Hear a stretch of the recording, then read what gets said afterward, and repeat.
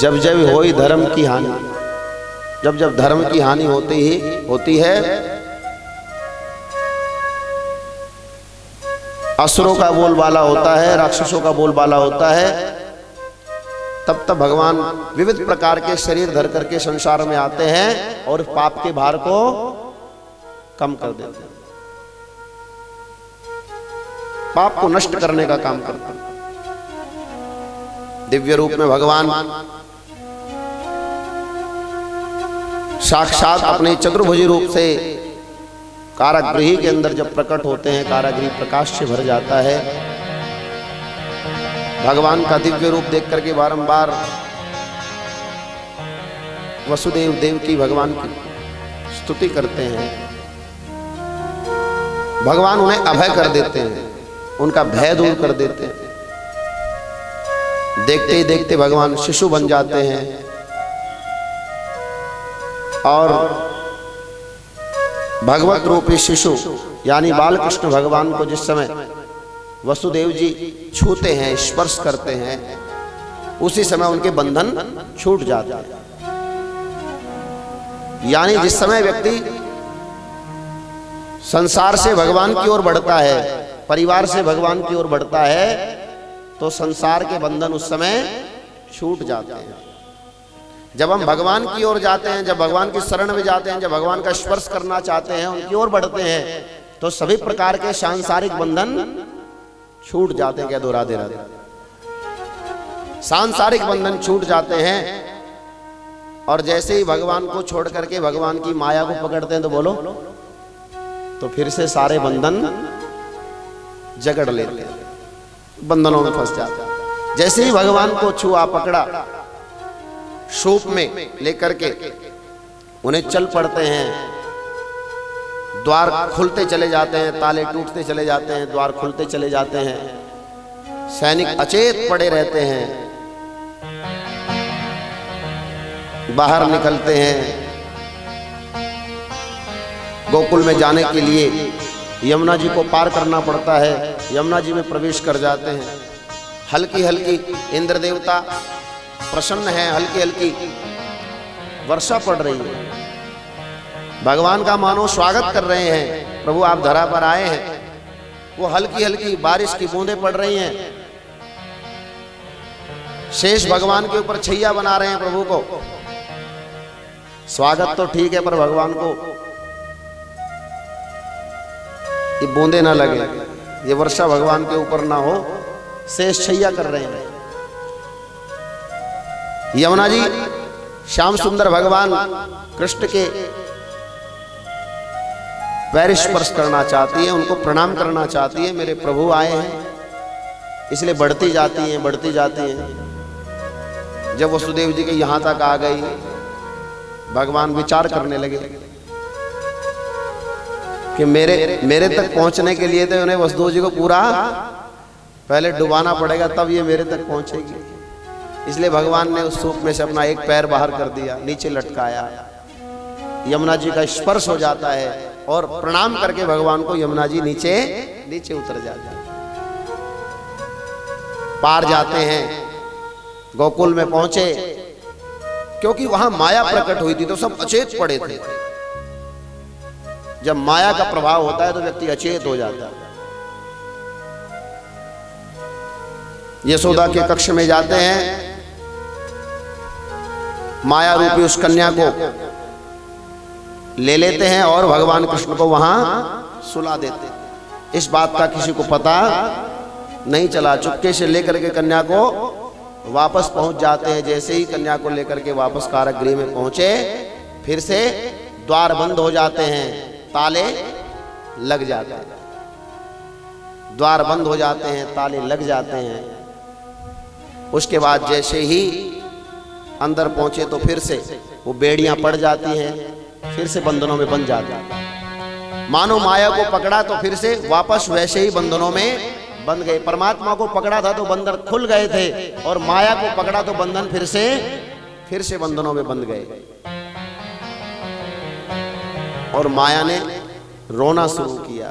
माया रूपी कन्या की आवाज सुनकर के सैनिक उठे, हड़बड़ाए और दौड़ते हुए महाराज कंस के पास पहुंचे कंस को जैसे ही पता चला अब तो 8वां था ये, उसे तो पहले से ही नींद उड़ी हुई थी, लेकिन जैसे ही 8वें का पता चला महाराज 8वां आ गया, आप तो ठोकरे खाता हुआ कंस सूते का गृह तक पहुंचता है। 8वां जब उसके हाथ में आया तो देखा रे ये तो कन्या है, मुझे तो पता चला था कि 8वां पुत्र होगा और वो मेरा वध करेगा, ये कन्या बन के आई। महाराज भगवान की माया का कुछ पता नहीं, कहीं कन्या से पुरुष बन गई तो फिर कल को कहीं ऐसा हो इस कन्या के फिर कोई पुत्र हो, फिर वो आपको मार दे। बड़ी चिंताएं मन में आई, मृत्यु का भय बहुत बड़ा होता है। जब इस प्रकार की बातें मन में आई तो उस कन्या को उठाया और उसी सिल पर जहां उससे पूर्व में 6 बालकों का वध वो कर चुका था, उस पर जैसे ही पटकने लगता है उसी समय माया उसके हाथ से छूट जाती है। माया मरी न मन मरा, मर मर गए शरीर, आशा तृष्णा न मरी कह गए शरीर। माया को कौन मार सकता है महाराज? जैसे ही माया को मारने लगता है, माया हाथ से छूट करके आकाश में चली जाती है और अष्टभुजाकार रूप उसको दिखाती है और मानो आकाशवाणी होती है, अरे कंस तू मुझे क्या मारेगा, तुझे मारने वाला तो ब्रजमंडल में आ चुका है। अब तो जब इसे पता चला तुझे मारने वाला ब्रजमंडल में आ गया, ये घबराया और उसी समय उसने आपातकालीन मीटिंग बुलाई और मंत्रणा की कि अब कैसे जो आज की रात्रि में जो बालक उत्पन्न हुए हैं, पैदा हुए हैं, उनको कैसे मारा जाए। पूरे ब्रजमंडल में ढूंढो जा जाए, पूतना आदि को इनको सबको इस काम पे लगा दिया। और उधर गोकुल में तो अनेक प्रकार का महाराज आनंद हो रहा है, वहां तो उत्सव हो रहा है। वहां प्रातः काल में जैसे नंदा सुनंदा कक्ष में जाती हैं, आनंद से भर जाती हैं। यशोदा मैया की बगल में एक छोटा सा बालक लेटा हुआ है, बार बार आंखें बंद करती हैं, खोलती हैं, हृदय पर हाथ रखती हैं, सब ठीक ही हो, सब आनंदी हो। और जैसे ही जाकर के उस लल्ला को हाथ में लिया, देखा पुत्र हुआ है, खुशी से फूल जाती हैं, दौड़ती हुई नंद बाबा के पास, भैया भैया भैया लल्ला भयो है। और जैसे ही मानो नंद बाबा को ये खुशखबरी दी, 75 वर्ष के नंद बाबा 16 वर्ष के हो जाते हैं। खुशी ऐसी चीज होती है, फिर बुढ़ापा याद, बोलो, फिर बुढ़ापा याद नहीं रहता। इतनी खुशी होती है, इतना आनंद होता है कि मानो अब वो अपने बुढ़ापे को भूल गए और आनंद से झूमने लगते हैं। जाकर के उसी समय यमुना जी में स्नान करते हैं, डुबकी लगाते हैं और बारंबार यमुना जी का धन्यवाद करते हैं। और पूरे ब्रजमंडल में थोड़ी समय में ये पूरी खुशखबरी पूरे ब्रजमंडल में फैल जाती है और दूर दूर से लोग तैयार हो करके आने लगते हैं। भगवान कृष्ण के प्रकट होने की जो खुशी है वो केवल यशोदा मैया को, केवल नंद बाबा को, उनको नहीं हुई। भगवान कृष्ण के प्रकट होने की, उनके आने की खुशी तो पूरे पूरे ब्रजमंडल को हुई है। इसलिए सबने अपना घर सजाया, सबके यहाँ पर गीत गाए जा रहे हैं। होता है ना, जिनकी यहाँ संतान होती है तो फिर वहाँ गीत गाए जाते हैं, तो सबके यहाँ पर गीत गाए जा रहे हैं। सबने अपना घर सजा रखा है, सबके घर के बाहर रंगोली बना के रखते हैं ना। इधर तो ऐसी व्यवस्था नहीं है, दक्षिण साइड में अभी भी होता है, वहां पर लोग अपने घर के द्वार पर अभी भी रंगोली नित्य प्रति बनाते हैं। दक्षिण प्रांत में ऐसा आज भी होता है। तो वो सबने अपने घर के आगे रंगोली बना रखी है, सबने बहुत सुंदर रूप सजा रखा है, घर सजा रखे हैं। मतलब ये पता ही नहीं चलता है कि बालक किसके यहाँ पर हुआ है, ये किसी को भी पता नहीं चलता। इसलिए पूरे ब्रजमंडल में खूब आनंद छा रहा है। ऐसा कहा जाता है महाराज कि सबने श्रृंगार किया, 5 वर्ष से लेकर के और 100 वर्ष तक के जो पुरुष हैं, महिलाएं हैं, बच्चे हैं, गायें हैं, बछड़े हैं, बोलो, सबका श्रृंगार किया गया। ऐसी ऐसी माताएं हैं वृद्ध अवस्था में भी श्रृंगार करके वो, बोलो, वो वहां पहुंचती हैं। कई का श्रृंगार तो बिगड़ा हुआ है, जो होठ पे लगाने वाला था वो आंख में लगा लिया, और बोलो जो आंख में लगाने वाला था वो होठों पर लगा लिया। और आजकल के अगर श्रृंगार की बात करें, अगर माताएं ऐसी जगह पहुंच जाती तो पता नहीं क्या क्या लगा लेती। ऐसा चित्र विचित्र श्रृंगार कर करके सभी जो है बोलो नंद बाबा के यहाँ, यशोदा के यहाँ सब पहुंच रहे हैं। पूरे ब्रजमंडल में आनंद हो रहा है कि घर घर आनंद छायो श्री गोकुल नगरी में, घर घर आनंद छायो श्री गोकुल नगरी में, घर घर आनंद छायो श्री गोकुल नगरी में, घर घर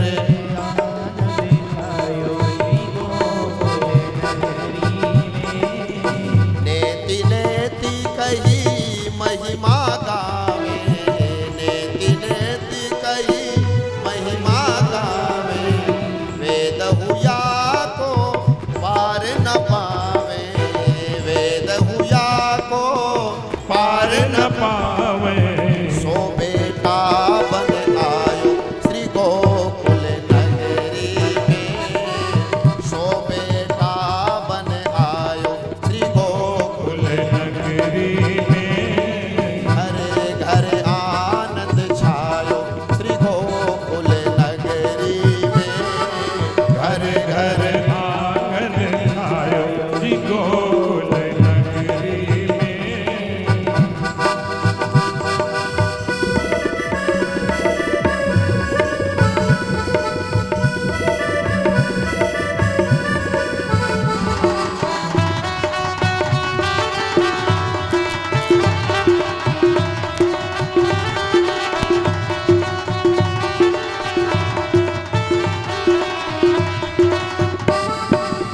कृष्ण जन्म सुन पुर नर नारी, कृष्ण जन्म सुन पुर नर नारी, नाचे गावे दे दे तारी, नाचे गावे दे दे तारी, घर घर पटत बधायो श्री गोकुल नगरी में, घर घर पटत बधायो श्री गोकुल नगरी में, घर घर आनंद छायो श्री गोकुल नगरी में, घर घर आनंद छायो श्री गोकुल नगरी में, माँ यशोदा सुत जायो श्री गोकुल नगरी में, माँ यशोदा सुत जायो श्री गोकुल नगरी में।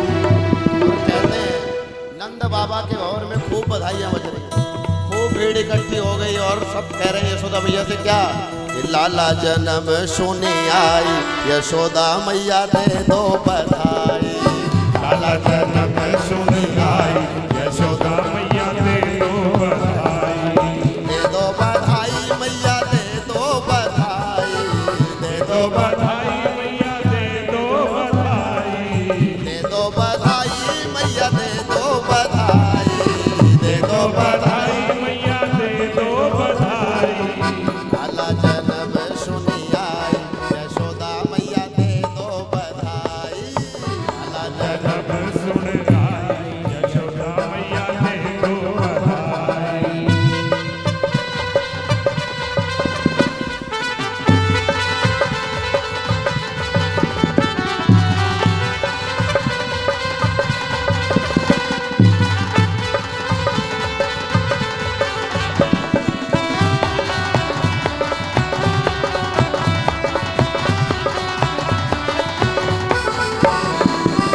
टीका भी लूंगी झूमर भी लूंगी, टीका भी लूंगी टीका भी लूंगी मैं तो झूमर भी लूंगी, टीका भी लूंगी मैं तो झूमर भी लूंगी, टीका भी लूंगी झूमर भी लूंगी, टीका भी लूंगी झूमर भी लूंगी। और कुंडल की कर दो साई, यशोदा मैया दे दो बधाई। कुंडल की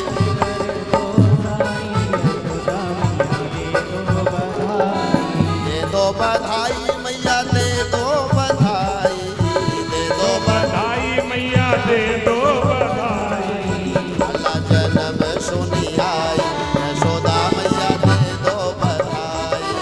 लाला जन्म सुन आई, यशोदा मैया दे दो बधाई।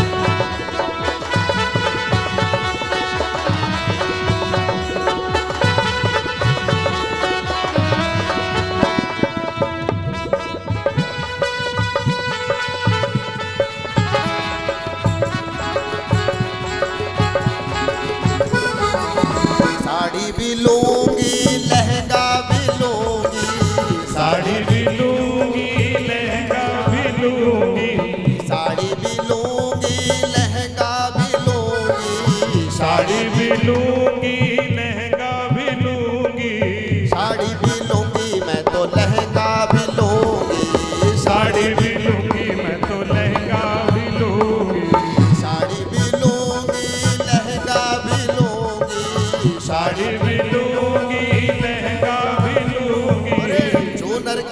चूनर की कर दो साई, यशोदा मैया दे दो बधाई। चूनर की कर दो बधाई, यशोदा मैया दे दो बधाई। दे दो बधाई मैया दे दो बधाई, दे दो दो बधाई मैया दे दो बधाई। लाला जन्म सुनी आई, यशोदा मैया दे दो बधाई। लाला जन्म सुन आई, यशोदा मैया दे दो बधाई। सभी सखी भज बाल कृष्ण छवि, सभी सखी भज बाल कृष्ण, कृष्ण छवि, सभी सखी भज बाल कृष्ण छवि, सभी सखी भज बाल कृष्ण छवि। जी भर के लूंगी बधाई, यशोदा मैया दे दो बधाई। जी भर के लूंगी बधाई, यशोदा मैया दे दो बधाई। दे दो बधाई मैया दे दो बधाई, दे दो बधाई मैया दे दो बधाई। दो बधाई मैया दे दो बधाई, दे दो दो बधाई मैया दे दो बधाई। लाला जन्म सुनी आई, यशोदा मैया दे दो बधाई। लाला जन्म सुन आई, यशोदा मैया दे दो बधाई। लाला जन्म सुनी आई, यशोदा मैया दे दो बधाई। लाला जन्म सुन आई, यशोदा मैया दे दो बधाई।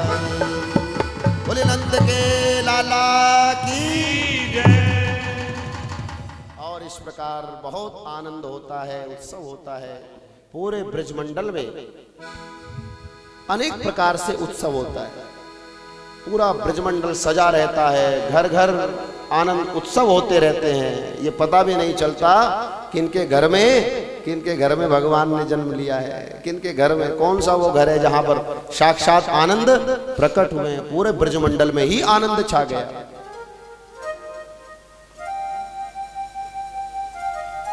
जब से भगवान श्री कृष्ण ब्रजमंडल में आए हैं, चारों ओर रिद्धि सिद्धियों ने अटखेलियां करना शुरू कर दिया।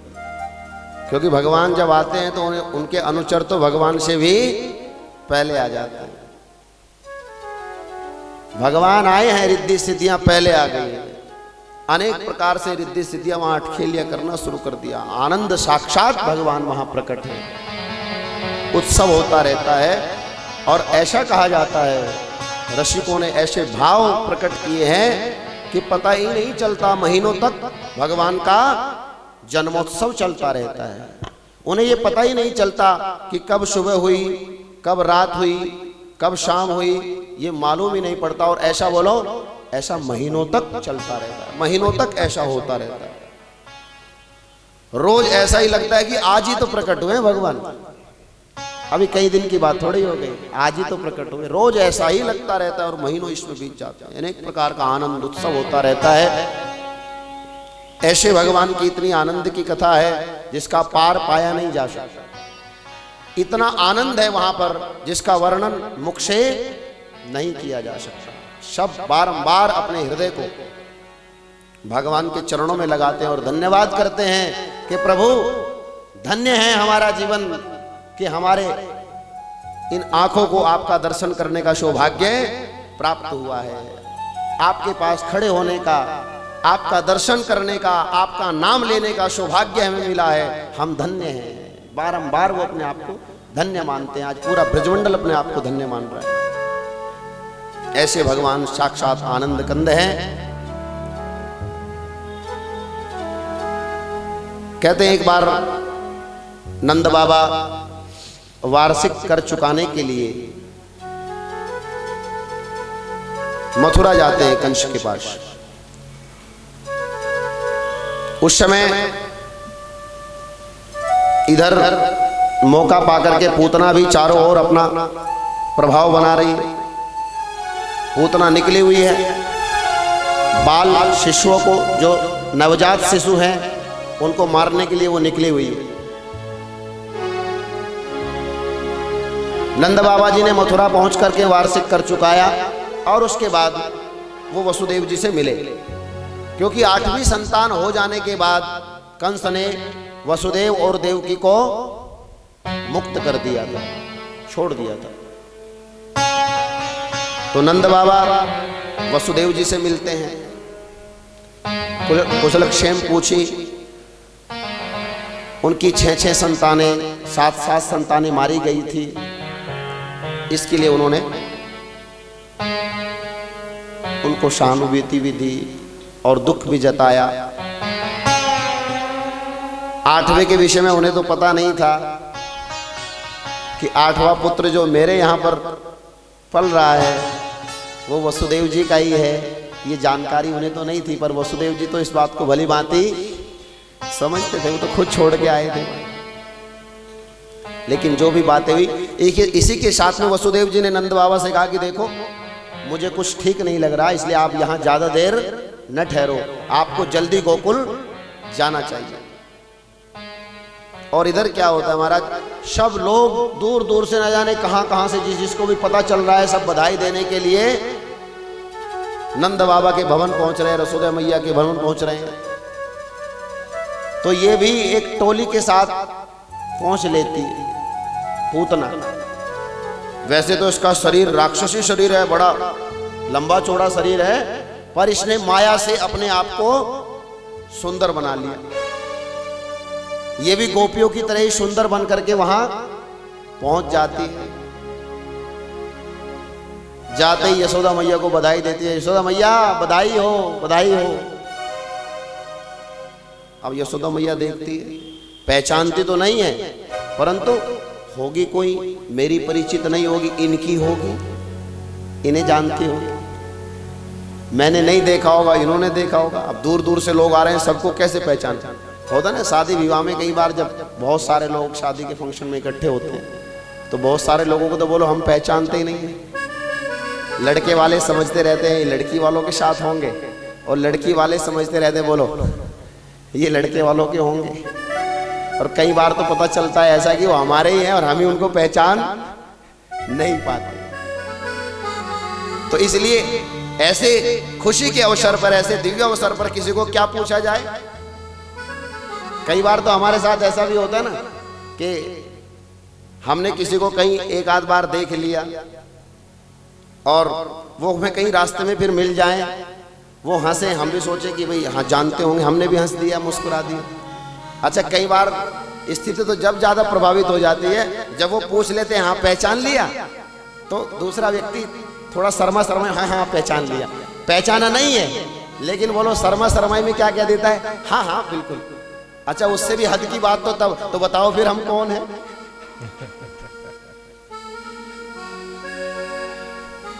उससे भी आगे बोले अब बताओ फिर कौन है। अब दूसरा व्यक्ति तो पहले ही कंफ्यूज था, शर्मा शर्माई में कह रहा था हाँ हाँ पहचान लिया जैसे तैसे करके, लेकिन क्या बताओ अब कौन है। तो फिर वो बोले बस ध्यान तो आ रहा है पर अभी थोड़ा सा बोलो स्लिप हो रहा है, थोड़ा सा याद दिलवा दो कहाँ मिले थे। तो कई बार ये स्थिति होती है, इसलिए कई बार छुपाता है व्यक्ति। तो ये मैया यशोदा भी देख रही है कि कोई बात नहीं, जो भी आ रहे हैं बहुत अच्छा स्वागत कर रही है सबका। उन्हें कहा है तेरा लाला, मैं उसको खूब आशीर्वाद दूंगी, मैं सारी बलाएं ले लूंगी उसकी, खूब आशीर्वाद दूंगी उसे, कहाँ है मैं बहुत बधाई दूंगी। और कन्हैया जी तो पलना में लेटे हुए महाराज इंतजार कर रहे हैं। भगवान तो अपने भक्तों का वास्तविकता में इंतजार करते रहते हैं। भगवान से मिलने का कोई भी बहाना हो, लेकिन बोले वो पक्का होना चाहिए। जिसने भगवान के साथ जो भी संबंध बनाया वो उसी संबंध से संसार के भव सिंधु से तर गया। पर बोलो संबंध पक्का होना चाहिए। हम कच्चे संबंध वाले हैं। किसी ने कहा ये सांसारिक प्रेम बहुत झूठा है, संसार का प्रेम। जिनके लिए हम कहते हैं नहीं हम उनसे बहुत प्रेम करते हैं, वो हमसे बहुत प्रेम करते हैं, मित्रों में, परिवार में, सब जगह ये स्थितियां हैं। विचार करके देखिए, जहां इतनी बड़ी प्रेम की बातें होती हैं, ये अनुकूलता में ही तो हैं। धीरे धीरे वो आपसे आपकी बात ना माने, चाहे वो कोई भी हो, माता हो, चाहे पिता हो, पत्नी हो, पुत्र हो, कोई भी हो, जब तक आप उनके अनुकूल हैं, वो जैसा चाह रहे हैं वैसा आप कर रहे हैं, तब तक बोलो तब तक प्रेम है। और अगर उनकी अनुकूलता में ना चले तो फिर बोलो फिर प्रेम जाता रहता है। तो फिर ये कैसा प्रेम है भाई? अगर बात ना मानो, थोड़े दिन तक बात ना मानो, कुछ भी ना मानो, इस प्रेम का परीक्षण करके देख लो, सांसारिक प्रेम का परीक्षण करके देख लो। थोड़े दिन बाद ये नफरत करने लगते हैं। क्यों? क्योंकि अनुकूलता में ही ये प्रेम करते हैं, प्रतिकूलता में ये नफरत करने लगते हैं। पर भगवान के साथ ऐसा, बोलो, भगवान के साथ ऐसा नहीं है। भगवान का जो प्रेम है वो सच्चा प्रेम है। इसलिए भगवान भी कहते हैं कि तुम भी जो वे संबंध मुझसे बनाते हो वो संबंध तुम्हारा सच्चा होना चाहिए, तब मैं तुमसे सच्चा प्रेम करता हूं। पूतना ने भगवान से शत्रुता का संबंध बनाया, मारने के लिए आई है, लेकिन शत्रुता का संबंध भी तो बोलो पक्का है। मारने के लिए आई है, पक्का संबंध है, पूरा इरादा करके आई है। तो जब इरादा पक्का हो तो लक्ष्य भी, बोलो, लक्ष्य भी प्राप्त हो ही जाता है। भगवान उसका इंतजार कर रहे हैं और वो भगवान का इंतजार कर रही है। जैसे ही मैया यशोदा ने कहा लल्ला पल्ला में लेटा हुआ है, जाकर के बधाई दो, दुलार करो, मैया तो इधर चाय पानी की व्यवस्था में लग जाती है और बोलो वो झट से जाती है और पलना में से भगवान कृष्ण को उठा लेती है। भगवान कृष्ण को पलना में से उठाया। जैसे ही भगवान कृष्ण को उठाती है, भगवान ने जभी के जभी तत्काल नेत्र बंद कर लिए। पूतना को देखने से पहले ही भगवान ने अपनी आंखें बंद कर ली। भगवान ने देखा नहीं उसको। भावकार अलग अलग भाव कहते हैं कि भगवान ने नेत्र बंद क्यों कर लिए। कहना चाहते हैं कि भगवान ने नेत्र इसलिए बंद कर लिए क्योंकि भगवान प्रकाश हैं। परमात्मा साक्षात सत्य स्वरूप होता है, परमात्मा प्रकाश स्वरूप हैं। और ये जो पूतना है ये अविद्या है, अंधकार है। प्रकाश ने अगर उसको देख लिया तो बोलो वो देखते ही नष्ट हो जाएगी। इसलिए भगवान ने नेत्र बंद कर लिए। मैं इसे देखूंगा तो बोलो ये देखते ही नष्ट हो जाएगी। इसलिए कहीं ऐसा ना हो कि ये देखते ही नष्ट हो जाए। दूसरा भाव ये भी कहते हैं कि भगवान का जो ये रूप है ना, ये बड़ा दिव्य है। आकर्षेति इति कृष्ण, वो जिसको देखते हैं ना उसका आकर्षण कर लेते हैं, उसे अपनी ओर खींच लेते हैं, फिर वो उनका हो जाता है, फिर वो संसार में किसी और का नहीं होता। तो भगवान ने सोचा अगर मैंने इसको देख लिया तो ये आई तो है मुझे मारने, फिर ये मेरी हो जाएगी, इसलिए भगवान ने नेत्र बंद कर लिए।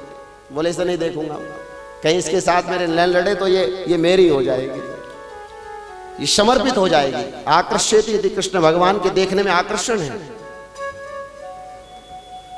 भावकार ऐसा भी कहते हैं कि भगवान ने नेत्र इसलिए भी बंद कर लिए कि भगवान तो आए हैं ब्रजमंडल में माखन खाने, मिश्री खाने, दूध दही, इन सब को पाने के लिए भगवान आए हैं। और बोलो सबसे पहले क्या मिल रहा है?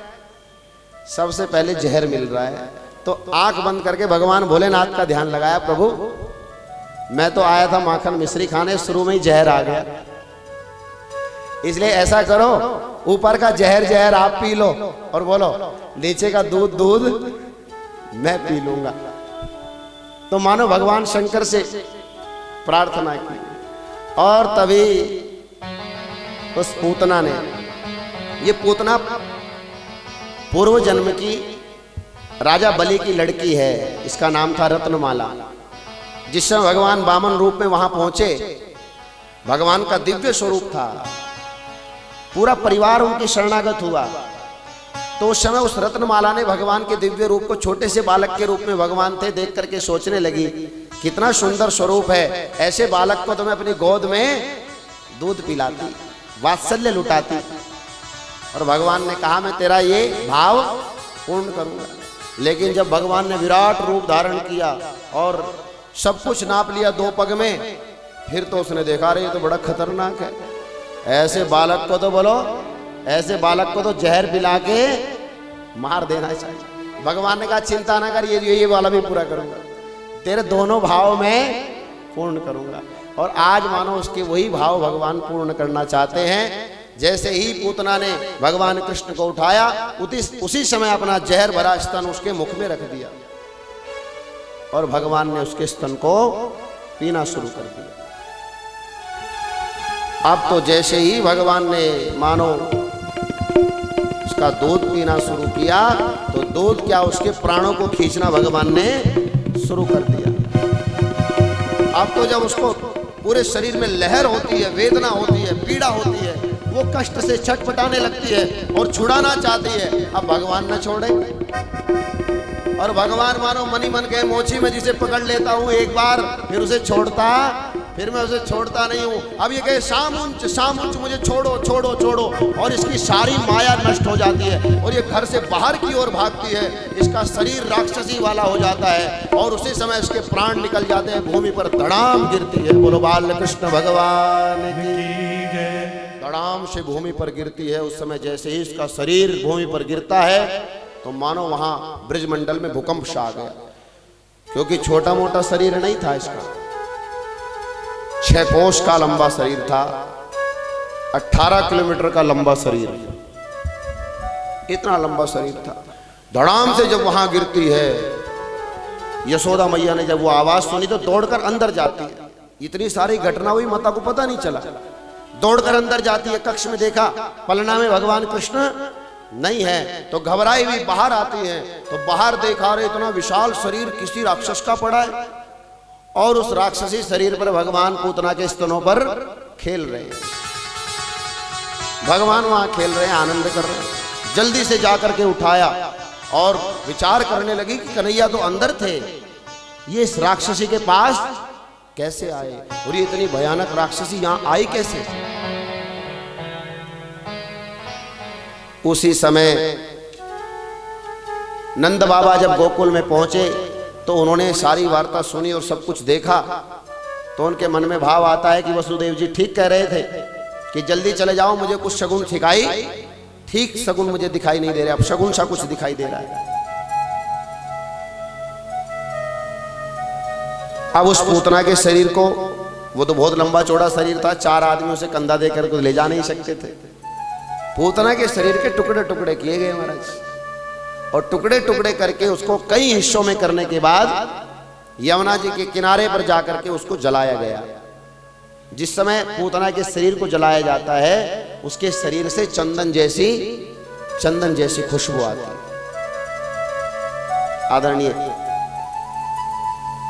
परीक्षित जी गुरुदेव से पूछना चाहते हैं, गुरुदेव वो तो राक्षसी थी, उसका खान पान, उसका दुर्व्यवहार, ये सारी स्थितियां, उसका स्वरूप मलिन था, फिर भी उस राक्षसी के शरीर से जलने पर चंदन जैसी खुशबू आई, ऐसा क्यों? बोले ऐसा इसलिए कि हम भगवान की शरण में जाने से पहले चाहे कैसे भी पापी हों, दुराचारी हों, अनेक प्रकार के व्यसनों में लगे रहने वाले हों, कुछ भी करने वाले हों, लेकिन जिस पल हम भगवान की शरण में चले जाते हैं और भगवान हम अपनी शरण में ले लेते हैं, उसी पल भगवान हमारे सारे दोषों को समाप्त कर देते हैं। वो हमें उसी समय निर्दोष कर देते हैं। पूतना तभी तक पापी नहीं थी जब तक भगवान का संपर्क उसके साथ नहीं हुआ था। वो तभी तक पापी नहीं थी, लेकिन जिस पल भगवान के साथ उसका संबंध बना, उसके सारे पाप तभी के तभी जल करके भस्म हो जाते हैं। इसलिए भगवान के संपर्क में आने से वो परम पवित्र हो जाती है। और ये इसका प्रमाण भी है कि इतनी बड़ी राक्षसी भी जब भगवान की शरण में चली जाती है, सारे पाप जल करके भस्म हो जाते हैं और अंत में उसके स्वयं के शरीर से चंदन जैसी खुशबू आती है। हमारे आपके जैसे भगवान की शरण में चले जाएं तो कैसे भगवान हमें पवित्र ना कर दें। बोलो बाल कृष्ण भगवान की जय। कैसे भगवान हमें पवित्र ना कर दें। भगवान तो बड़े दयालु हैं, कृपालु हैं, सब प्रकार से अपने भक्तों का कल्याण करते हैं। आज पूतना को वो गति दे दी जो गति मां को बाद में मिलेगी। पहले पूतना को वहां भेज दिया जहां मां को भेजना था, वो वाली गति पूतना को प्रदान की। भगवान कृष्ण को लेकर के अंदर महल में पहुंची हैं और माताओं को बड़ी चिंता रहती है अपने बच्चों की, बहुत लाड दुलार प्यार बहुत लौटाती है। देखा रे कन्हैया वहां राक्षसी के संपर्क में था, हाय इसको नजर ना लग गई हो, ये अपवित्र ना हो गया हो, क्या करे? तो कन्हैया को जो है गौमूत्र से स्नान कराया जा रहा है। गौमूत्र से क्यों? क्योंकि गौमूत्र में साक्षात गंगा जी का वास है। गांव के देशी गाय की गौमूत्र में गंगा जी विराजमान रहते हैं। इसलिए भगवान कृष्ण का गौमूत्र से स्नान कराया जा रहा है, पवित्र करने के लिए। बोले ये राक्षसी से छू गया और मृत शरीर से छू गया, इसलिए गौमूत्र से स्नान करा करके उनको पवित्र करते हैं।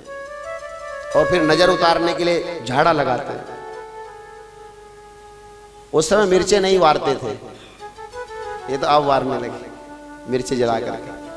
अच्छा धसका लगे तो नजर नहीं थी, और ना लगे तो इसका मतलब नजर थी और उतर गई। नहीं, देसी गाय के पीछे ले गए और गाय की पूंछ से झाड़ा लगाते हैं। गाय की पूंछ में अनेक प्रकार से देवताओं का वास माना जाता है। गाय में तो समस्त देवताओं का वास है। ऐसी गाय के उस पूंछ से झाड़ा लगाते हैं। इंद्रियाणी हसिकेश प्राणा नारायणो वतः श्वेत दीप पतिश्चित्तम मनो योगेश्वरो वतु क्रीडंतु पातु योविंद शयनम पातु माधव। इस प्रकार से भगवान के ही नामों का, किसका नाम ले रहे हैं? जो गोविंद सामने बैठा है, उन्हीं गोविंद के नामों को लेकर के भगवान को की नजर उतारी जा रही है, भगवान को झाड़ा लगाया जा रहा है। सबके मन में सांत्वना आती है।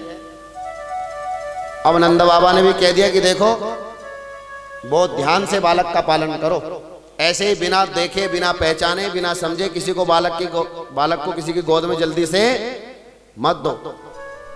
अब वो थोड़ा और ध्यान रखती है। धीरे धीरे समय बीतता है।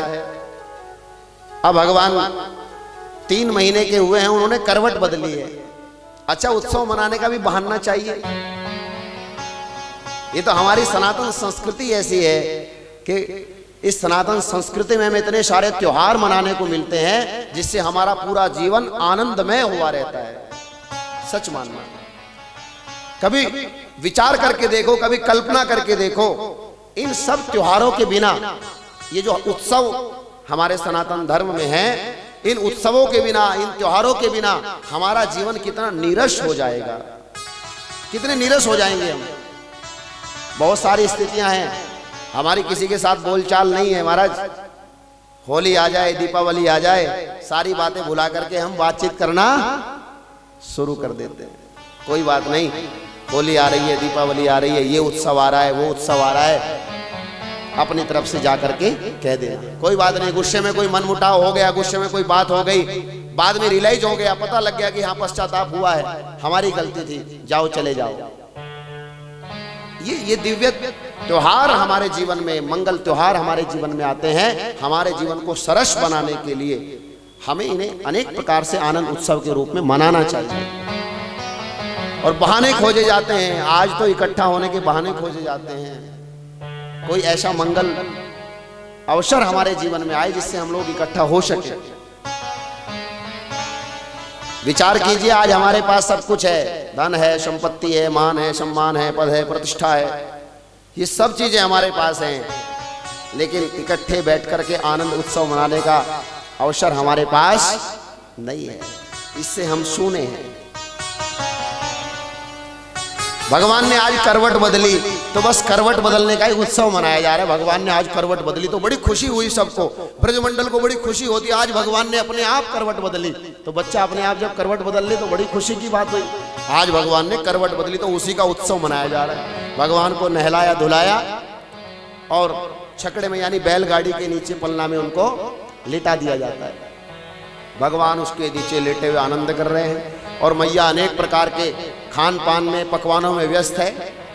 सब लोग वहां व्यस्त हैं, बालक खेल रहे हैं। उसी समय कहते हैं सकट भंजन नामक दैत्य, जिसके पास शरीर नहीं है, वो शरीर रहित होकर के प्रेत आत्मा की तरह भटक रहा है, वो उसी समय आकर के उस बैलगाड़ी में प्रवेश कर जाता है, उसमें समा जाता है। भगवान ने देखा इस सकट भंजन नामक दैत्य का उद्धार करने का समय आ गया, तो वो भूख से बिलबिलाने लगे, भूख से छटपटाने लगे। जब वो भूख से बिलबिलाते हैं, छटपटाते हैं, पैर फेंकने लगे और पैर फेंकते फेंकते वो पैर जाकर के भगवान का, बोलो, वो पैर जाकर के भगवान का बैलगाड़ी में लगता है। और जैसे ही बैलगाड़ी में पैर लगा, वो उसी समय आकाश की ओर उड़ जाती। उसके ऊपर दूध के, दही के, माखन के भरे बड़े बड़े मटके रखे थे, वो सारे टूट जाते हैं और वो आकाश की ओर उड़ जाती है। आकाश से आकर के भूमि पर गिरती है और बिखर जाती है। ये जब दृश्य देखा सब बड़े भयभीत हुए। कन्हैया रोने लगते हैं। यशोदा ने आकर के अपने अंक में भर लिया, अरे ये कैसे हुआ, किसने किया? वो छोटे छोटे बच्चे बोलते हैं कि भैया ये लल्ला ने किया। जब लल्ला का नाम सुन के जाओ पगला गए हो। इतना सा छोटा सा बालक जिससे रुई भी ना उठेगी, उसे इतना बड़ा, बोलो, उससे इतना बड़ा ये बैलगाड़ी इसको कर देगा। किसी को विश्वास नहीं होता। ऐसे हैं परम प्रभु जो सर्वशक्तिमान हैं, लेकिन उनका पता भी किसी को नहीं चलता।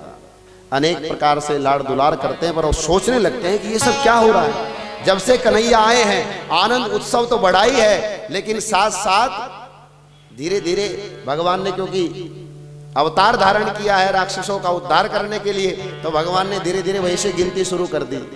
बालपन से ही उन्होंने दैत्य का उद्धार करना शुरू कर दिया।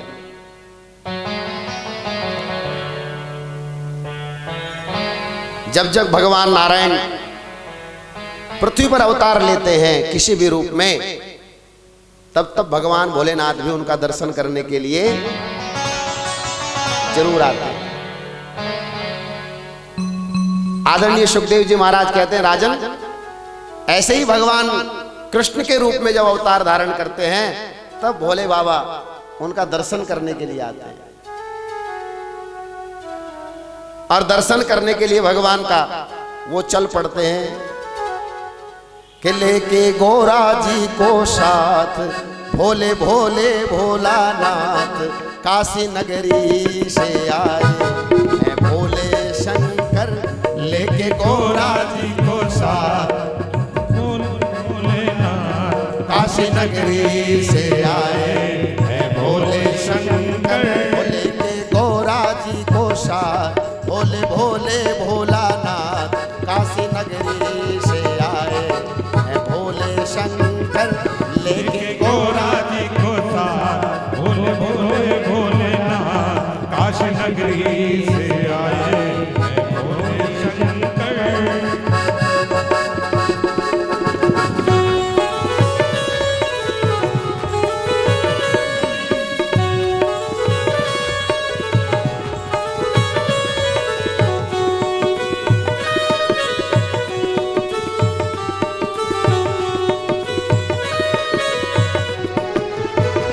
नंदी पे सवार होके डमरू बजाते चले आ रहे हैं भोला हरि गुण गाते नंदी पे सवार होके डमरू बजाते चले आ रहे हैं भोला हरि गुण गाते वो पहने नरमुंडों की माल ओढ़े ऊपर से मृग छाल काशी नगरी से आए हैं भोले शंकर भोले के गोरा जी को साथ भोले भोले भोलानाथ काशी नगरी से आए हैं भोले शंकर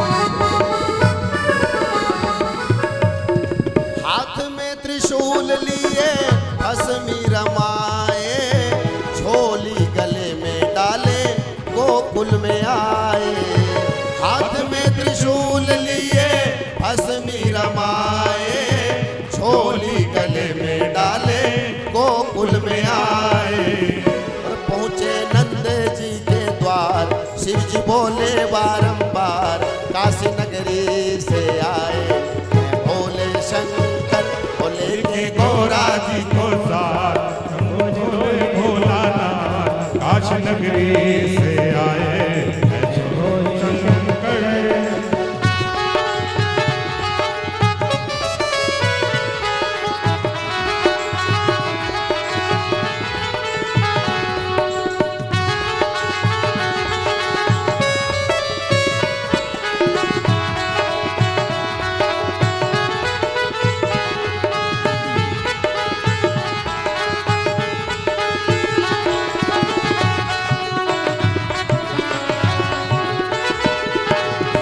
कहाँ है यशोदा तेरा कृष्ण कन्हैया तरस करा दो रानी ले मैं बलैया कहाँ है यशोदा तेरा कृष्ण कन्हैया दर्श करा दो रानी लूं मैं भलैया सुनकर नारायण अवतार आया हूँ मैं तेरे द्वार काशी नगरी से आए हैं भोले शंकर भोले के गोरा जी को साथ भोले भोले भोलानाथ काशी नगरी से आए हैं भोले शंकर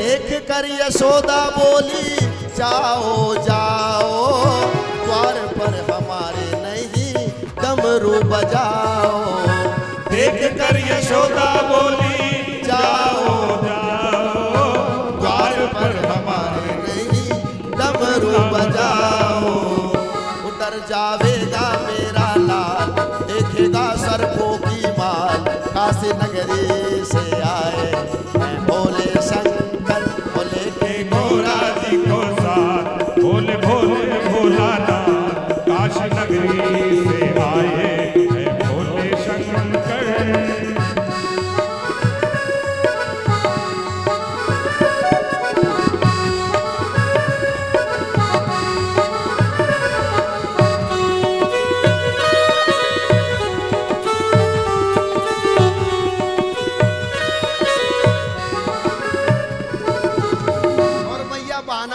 लिखते क्या, सोया है कन्हैया मेरा मैं ना जगाऊं, तेरी बातों में बाबा हरगिज न आऊं। सोया है कन्हैया मेरा मैं ना जगाऊं, तेरी बातों में बाबा हरगिज न आऊं।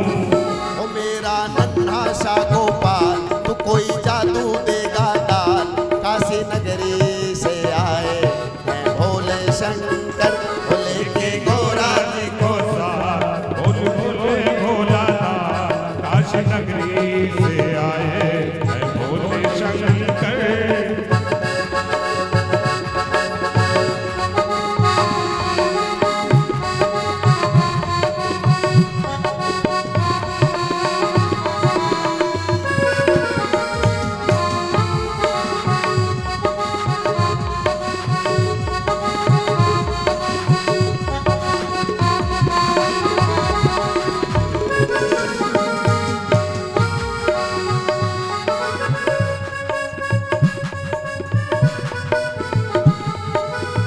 इतनी ही सुन के भोला हंसा खिलखिला के, बोला यशोदा से वो डमरू बजा के। इतनी ही सुन के भोला हंसा खिलखिला के, बोला यशोदा से वो डमरू बजा के। वो देखो जाकर अपना लाल आने को है वो बेहाल, काशी नगरी से आए मैं भोले शंकर, भोले के गोरा जी को साथ भोले भोले भोलानाथ, काशी नगरी से आए हैं भोले शंकर। भोले बाल कृष्ण लाल की जय। और ऐसे जब भगवान भोलेनाथ सन्यासी का रूप धारण करके वहां यशोदा मैया के पास पहुंचते हैं, नंद बाबा के द्वार पर आवाज लगाते हैं, तो यशोदा मैया भगवान को देखती है कि कोई साधु आया है, सन्यासी आया है। तो एक थाल में हीरे मोती ये सब भर के, क्योंकि बड़ी प्रसन्न रहती है, आनंद से भरी रहती है, तो सब कुछ देना चाहती है, लुटाना चाहती है। तो एक थाल में हीरे मोती भर के भगवान भोलेनाथ के पास लेकर के आती है। लीजिए बाबा जी। भगवान देखते हैं और मुस्कुराने लगते हैं, देवी इनसे मुझे क्या प्रयोजन, ये तो मेरे लिए कंकर पत्थर के समान है, ये मुझे नहीं चाहिए।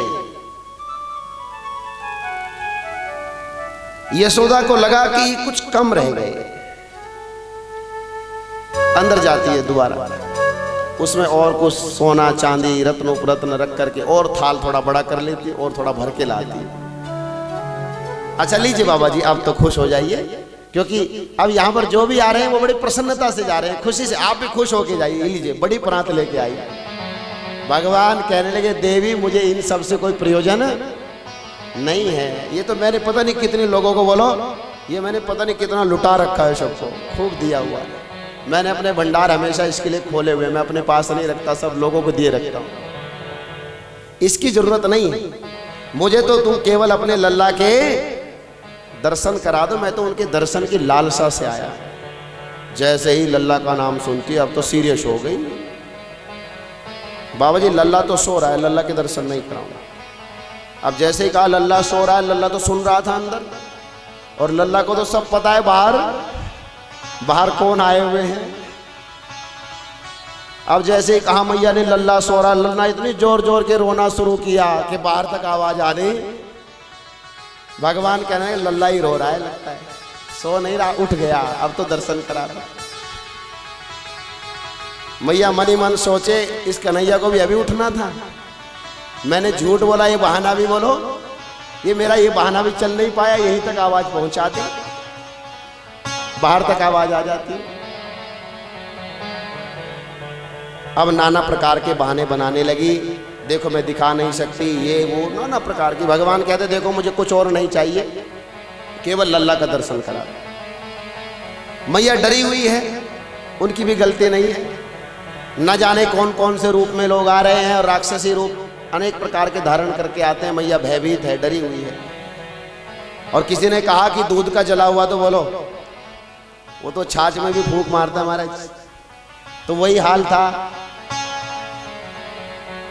नकली संतों ने नकली आवरण पहन करके लोगों ने इतना भयभीत कर दिया था कि अब वो सचमुच के संत से भी, बोलो जो सत्य में संत थे, उनसे भी वो बेचारी भयभीत हो रही थी। और कितनी भी रिक्वेस्ट की परंतु मैया ने दर्शन कराने के लिए इनकार ही कर दिया। और भगवान कहने लगे कोई बात नहीं, अब हम आ गए कैलाश से तो हम दर्शन किए बिना जाएंगे नहीं, कोई बात नहीं, वो तो कन्हैया है, तुम कब तक उसे रोक करके रखोगी।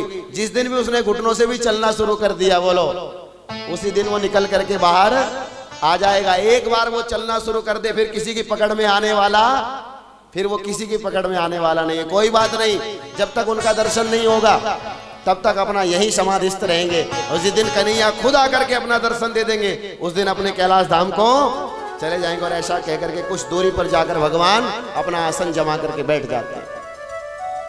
मैया अंदर आई तो कन्हैया रो रहे हैं, बहुत तेज तेज रो रहे हैं। मैया दूध पिलाती है, दुलार करती है, नाना प्रकार की बातें करती है, परंतु आज कन्हैया शांत नहीं होते। जब कन्हैया शांत नहीं होते तो जो बड़ी बूढ़ियां थी उनको बुलाया, उनसे पूछते हैं ना कि क्या करें, सुबह से रो रहा है बालक, आज क्या करें। तो वो बड़ी आई, उन्होंने कहा कि कोई नजर लग गई होगी, लाओ नजर उतार देते हैं। तो नजर उतारी महाराज, सब कुछ किया, परंतु अभी भी कन्हैया रो रहे हैं। अब तो उनमें से एक बड़ी बूढ़ी बोली, इसे तो ओपरा हो गया, बोलो इसे तो ओपरा हो गया। कोई आया था सुबह से, किसी ने देखा इसे? बोले आया तो कोई नहीं था, ना किसी ने देखा, याद कर ले सही से। बोले हाँ एक महात्मा तो आए थे, पर वो तो गेट के बाहर ही रहे, कन्हैया को तो उन्होंने नहीं देखा, बस वही कर गया कुछ, वही कुछ कर गया, वही कोई जादू डाल के चला गया इसके। अब कैसे होगा? अब तो उसका झाड़ा लगवाना पड़ेगा, जब झाड़ा लगेगा तभी कन्हैया शांत होगा। एक सखी को भेज दिया, जाओ देख करके आओ, जो महाराज आए थे ना, बड़े पहुंचे हुए से लग रहे थे, मस्तक उनका बड़ा तेजस्वी था, बड़े पहुंचे हुए लग रहे थे, जरा देख के आओ, यही कहीं आसपास होंगे। तो वो जाती है तो देखे एक जगह समाधिस्थ बैठे हैं, तो आसन जमाए बैठे हैं, भगवान का ध्यान कर रहे हैं। जा करके कहती बाबा जी प्रणाम। बोले क्या बात है? बोले आपको झाड़ फूक भी करते हो? बोले हाँ सब कर देते हैं, बताओ। बोले यशोदा मैया का लाला आज सुबह से रो रहा है, शांत नहीं हो रहा, उसमें कोई ओपरा हो गया महाराज, उसका ओपरा आप शांत कर दो। भगवान कहते हैं बिल्कुल करेंगे, यही काम करने के लिए तो आए यहाँ पर। अब जैसे भगवान चलने लगते हैं, नंदी जी कहने लगे भगवान से, प्रभु आप जा रहे हो, मेरा क्या होगा? आपने मुझे पहले ही कहा था कि इस बार जा रहा हूं तो तुम्हें दर्शन कराऊंगा। राम अवतार में भी आपने मुझे दर्शन नहीं कराए थे प्रभु, अब कृष्ण अवतार में तो मुझे दर्शन करा दो, आप मुझे कह के आए थे। आप चले गए शुरू में ही तो मुझे दर्शन नहीं होंगे। भगवान कहने लगे, वो जो गोपी पहुंची हुई थी उससे बोले तो बहुत छोटा सा काम है, ये तो हमारा चेला ही कर देगा, जाओ वही करके आओ। और नंदी जी बड़े खुश होकर के भगवान का दर्शन करने के लिए चल देते हैं। वहां पहुंचे, बोले ले आई महात्मा जी को? बोले महात्मा जी तो बड़े काम करते हैं, छोटे काम करने के लिए तो उनका चेला ही है। वो चेला भेज दिया उन्होंने, एक काम कर देगा। बोले कर देगा ही? बोले हाँ। अब तो नंदी जी आते हैं, भगवान का दर्शन पाते हैं, आनंद विभोर हो जाते हैं, बारंबार भगवान के चरणों में मस्तक नवाते हैं। अरे ये प्रणाम कर रहा है कि झाड़ा लगा रहा है? बोले माता जी मैं अपने सर से ही झाड़ा लगाता हूँ। बारंबार भगवान को निहारते हैं और उनके चरणों में सर रखते हैं। नंदी जी बार बार उनको प्रणाम करते हैं, परंतु भगवान शांत नहीं हुए, रो रहे थे। जब तक आनंद कंद भगवान भोलेनाथ का दर्शन न कर ले कैसे शांत होते, वो चुप नहीं हुए। अब तो आंखें तरेर करके यशोदा मैया कहने लगे, क्यों भाई अभी तक तुमने झाड़ा नहीं लगाया सही से? बोले इनके ऊपर कोई बड़ा संकट है, जो विद्या में जानता था मैंने सारी लगा ली, पर ये शांत, इनके लिए तो गुरुजी को ही आना पड़ेगा, वही करेंगे। ठीक ठीक।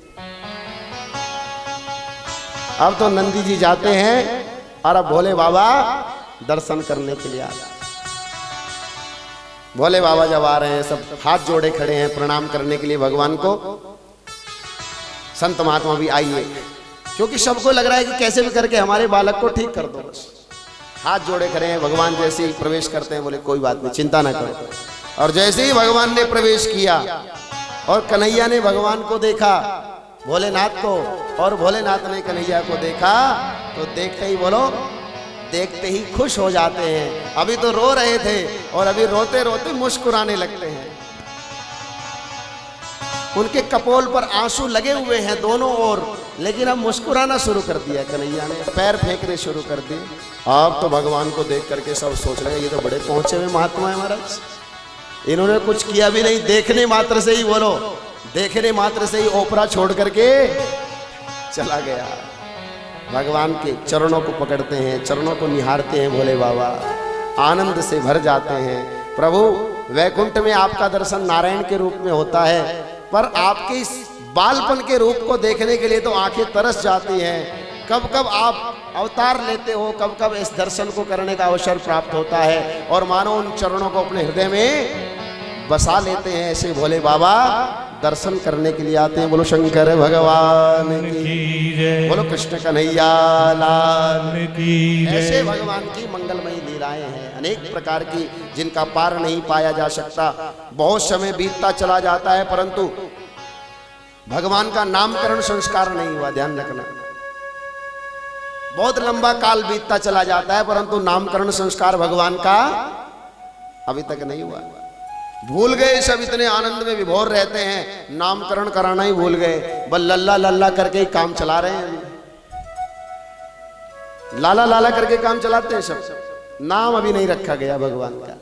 तो भ्रमण करते हुए वसुदेव जी के दिशा निर्देश पर आदरणीय गर्गाचार्य जी महाराज वहां से गुजरते हैं, तो नंद बाबा से भी मिलते हैं। जब नंद बाबा से मिले और उन्हें सारी चीजें पता चली, तो नंद बाबा बारंबार उनके चरणों में प्रणाम करते हैं। हमारे गुरुदेव, आपने बहुत अच्छा किया, सही समय पर आ गए। हम तो इतने उत्सव में लगे हुए हैं, हमें तो याद ही नहीं रहा कि इनका नाम भी, इनका नामकरण भी कराना है। कभी खुशी आती है, कभी अनेक प्रकार के राक्षसों का प्रभाव, इसलिए हम तो इसी में ही, बस इसी में ही झूम रहे हैं। हमें तो जिस दिन से कन्हैया यानी लल्ला का जब से जन्म हुआ है, हम तो तब से उसी में लगे रहते हैं, हमें और कुछ होश नहीं है। पूरा ब्रजमंडल इसी में आनंदित रहता है। गर्गाचार्य जी कहने लगे, देखो बहुत बड़ा प्रोग्राम नहीं करना, छोटा सा कार्यक्रम रखना है। कल ही शुभ मुहूर्त है, कल का ही कार्यक्रम रखो, और ये कार्यक्रम रखना है कहाँ? गौशाला में रखना है। बस वहां अंदर ही ये प्रोग्राम हो जाएगा। तो व्यवस्था बन गई, गौशाला में ही नामकरण की पूजा रखी गई। भगवान को अपनी गोद में लेकर के रोहिणी बैठ जाती है, और यशोदा मैया बलराम जी को अपनी गोद में लेके बैठती है। पूजन हुआ, नामकरण का समय आता है। पहले यशोदा मैया कहती है, बलराम जी को गोद में लिए बैठी है कि पहले मेरे लल्ला का नाम रख दो, ये ज्येष्ठ है, बड़ा है। अब गर्गाचार्य जी तो सब जानते हैं, उन्होंने देखा और देखते ही कहने लगे कि ये तो साक्षात बलभद्र हैं।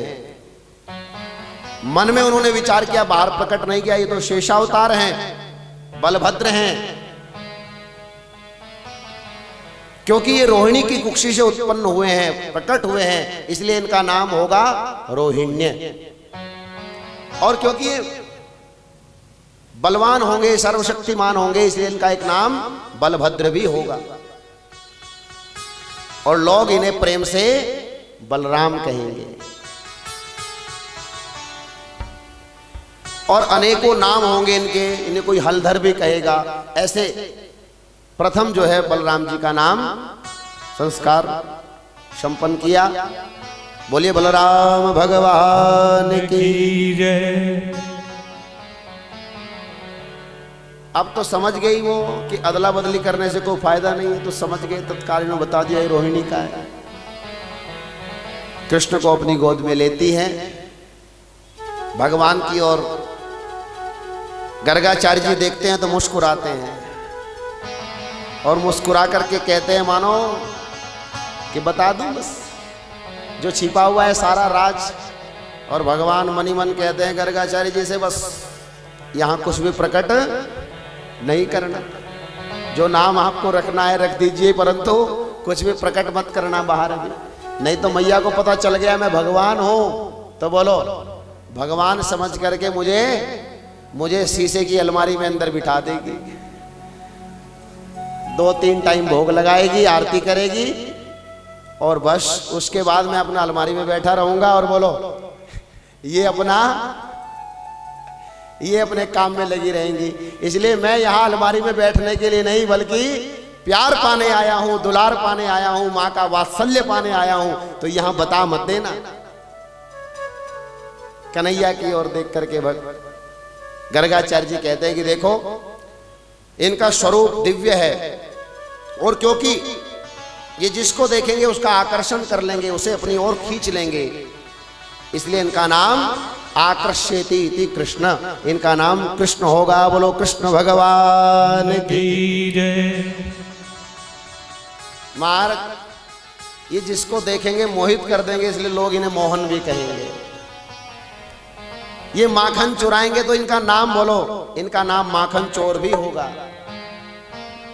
अनेक प्रकार की स्थितियां बताई जाती हैं, इनके बहुत नाम होंगे, जैसे जैसे इनके काम होंगे वैसे वैसे इनके नाम होंगे, वैसे वैसे इनके नाम। प्रेम से कोई इन्हें सांवरा कहेगा, कोई इन्हें मैया कन्हैया प्यार से कहेगी, ऐसे अनेक नाम होंगे। ऐसा नामकरण संस्कार हुआ। इधर कहते हैं एक बार मैया यशोदा अपने पुत्र को दुलार कर रही है, प्यार कर रही है, गोद में बिठा करके। उसी समय वहां तृणावर्त नाम का दैत्य बवंडर बन के आ जाता है। बवंडर जानते हो ना, जो हवा ऐसे घूमती है ना एक साथ, बवंडर का रूप लेकर के वो वहां आया हुआ है। भगवान ने सोचा ये मेरे ऊपर प्रहार करने के लिए आया है, मैया मुझे गोद से उतार नहीं रही, प्रेम कर रही है बहुत ज्यादा, और कहीं ऐसा ना हो ये मेरे साथ में मैया को भी उड़ाए, कहीं ऐसा ना हो। तो इस भय से कन्हैया क्या करते हैं, अपना बोझ बढ़ाना, अपना वजन बढ़ाना, बोलो अपना वजन बढ़ाना शुरू कर देते। कह दो राधे राधे। अपना वजन बढ़ाना शुरू कर देते हैं। जैसे ही भगवान अपना वजन बढ़ाते हैं, मैया को थोड़ा बहमशा होता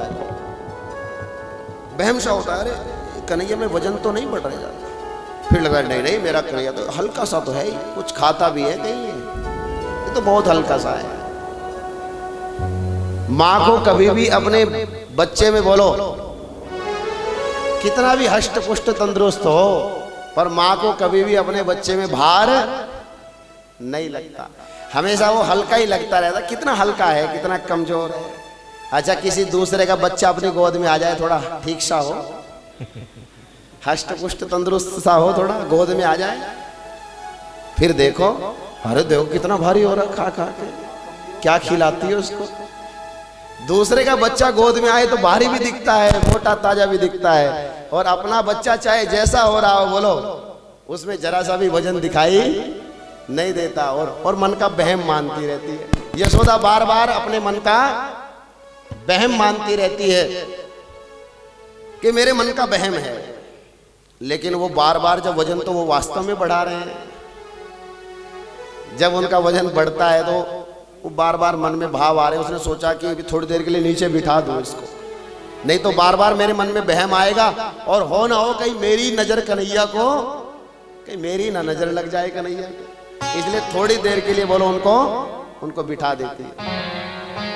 और जब उनको बिठाया उसी समय वो बवंडर उनको अपने आगोश में ले लेता है। बवंडर के साथ भगवान भी उठने लगते हैं, उड़ने लगते हैं, लेकिन प्रभु ने सहसा अपना वजन बढ़ाया, जिससे बवंडर की जो गति थी वो रुक जाती है, और उसी समय भगवान उसे अपनी काख से दबा करके उसका उद्धार कर देते हैं। बोलो कृष्ण भगवान की जय। उसका उद्धार कर देते हैं।